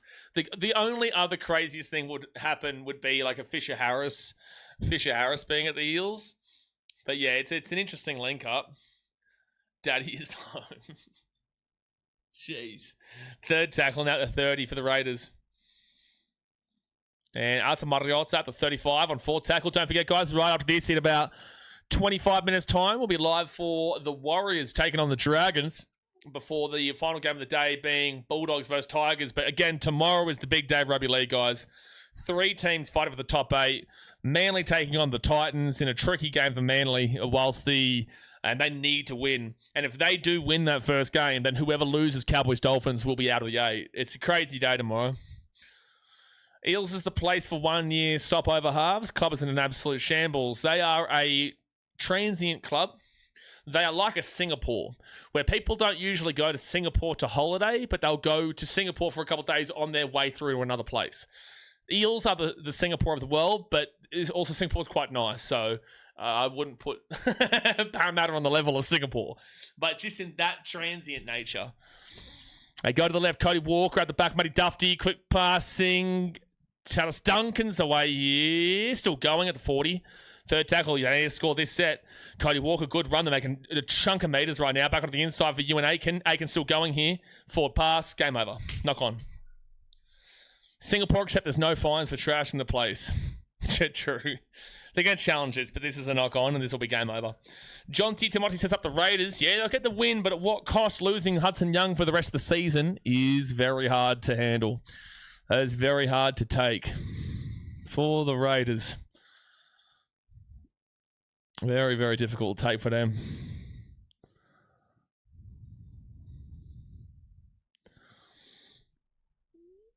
And I think that's forward anyway, to be fair. I thought that was forward regardless.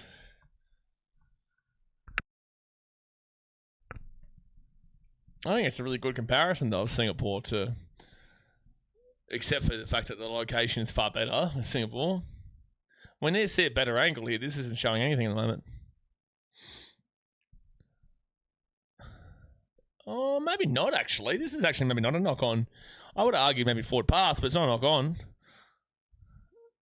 Ewan Aiken touches it, but where's the ball touch the arm? He's got the ball back there, though. He's got the ball in control there. I think this is not a knock-on. Get around your Nath. You've missed a stream, mate. You've missed a stream, that's for sure. You've missed a stream. This should be pinned against his body. It should be a successful challenge. So Rabbitohs will keep the ball here. And then he keeps it there. Like, this is going to be a complete tackle, successful challenge. Yeah, you and I can start possession. You have to score now. I'd just take a quick kick. If you miss it, you miss it. If you get it, you get it. Who cares? Yeah, missed the highlights of who we would kick out of the NRL math. No. He missed the highlights of who you would kick out of the NRL math. Not who's we here. Who is we here? This was you. This is not a we thing here. There was no we in who we are kicking out of the NRL. Long story short, Nath, Queensland's apparently not getting a fair go because we have less teams in Queensland. I'm not the one who's arguing this, and that we should remove 4 teams from the NRL. I want you to guess which 4 teams Chelsea suggested to remove from the New South Wales competition. I want you to guess. Don't forget the offload away here. Campbell Graham gives it off to the left-hand side. Yeah, don't universal we like that. Who's we? Ewan Aiken's going to be at the 25 on fit tackle. We decided on the Rabbits. They go to the left, Ashton Ward, and that's fit tackle. They get the offload away. Ashton Ward gets it across to Kalamatangi. Kalamatangi's going to run this ball himself here. And then he gets the offload away. Dave Fafita. Fafita's still going. He'll offload it, and Raiders catch it. That's incredible. Raiders win. Actually, Nath, we don't actually have too much longer here. We'll be live for the Warriors Dragons soon. The Dragons were not one of them, Nath. No, the answer was the Roosters, the Penrith Panthers, the Bulldogs, and the Bears. So the third tackle now for the Raiders. They're going to beat the 40, and they're doing the clap in the stadium. You really missed out on the part where we should kick out the Dogs, Roosters, Panthers, and soon to be. Yeah, soon to be is the key words here. Bears out of the comp. It was an incredible time, Nath. Incredible time to be alive. Fifth tackle now to 50. The Raiders are going to keep their hopes alive, and Rabbitohs, they are likely to go into 8th this round. Zach Hosking is going to take this ball to the 35. 10 seconds left. It's even funnier when you say that loud. It's really incredible stuff, isn't there? Lewis says, is there another game after this? There is still 2 games after this, mate. We've got Warriors Dragons we'll start live in 20 minutes time. And then we've got Tigers versus Bulldogs as the last game of the day. That's perfect way to finish the game. Cody Walker knocks the ball on to finish off the game there for the Rabbitohs. And the Raiders, they keep their season alive, but again, what cost? They lose Hudson Young for the rest of the season with a confirmed Achilles injury, just like we saw from Warbrick last night. God bless the both of them. That's rough to see. But the Raiders now will move up into 11th position. The Dogs, you've dropped into 12th, but you've still got the Tigers game later on today. Bulldogs, if you lose that game, you are done. You're not actually done, but you're just done. Tigers, you're definitely done if you lose it. So that's a big game later. Whilst the next game, Warriors-Dragons, the Dragons trying to avoid the spoon. Warriors trying to get back into the second and keep their foot in the throat of the Panthers, who would only be one win away. But all right, guys, we'll see you in about 20 minutes' time for the next game, which is the Warriors versus the Dragons. Been good fun. Appreciate you as always. Hit that thumbs up button. Subscribe if you're new around here. And we'll see you next time. Thanks for watching. Catch you later. See ya. Gee whiz. Getting rid of 4 teams. It's unbelievable.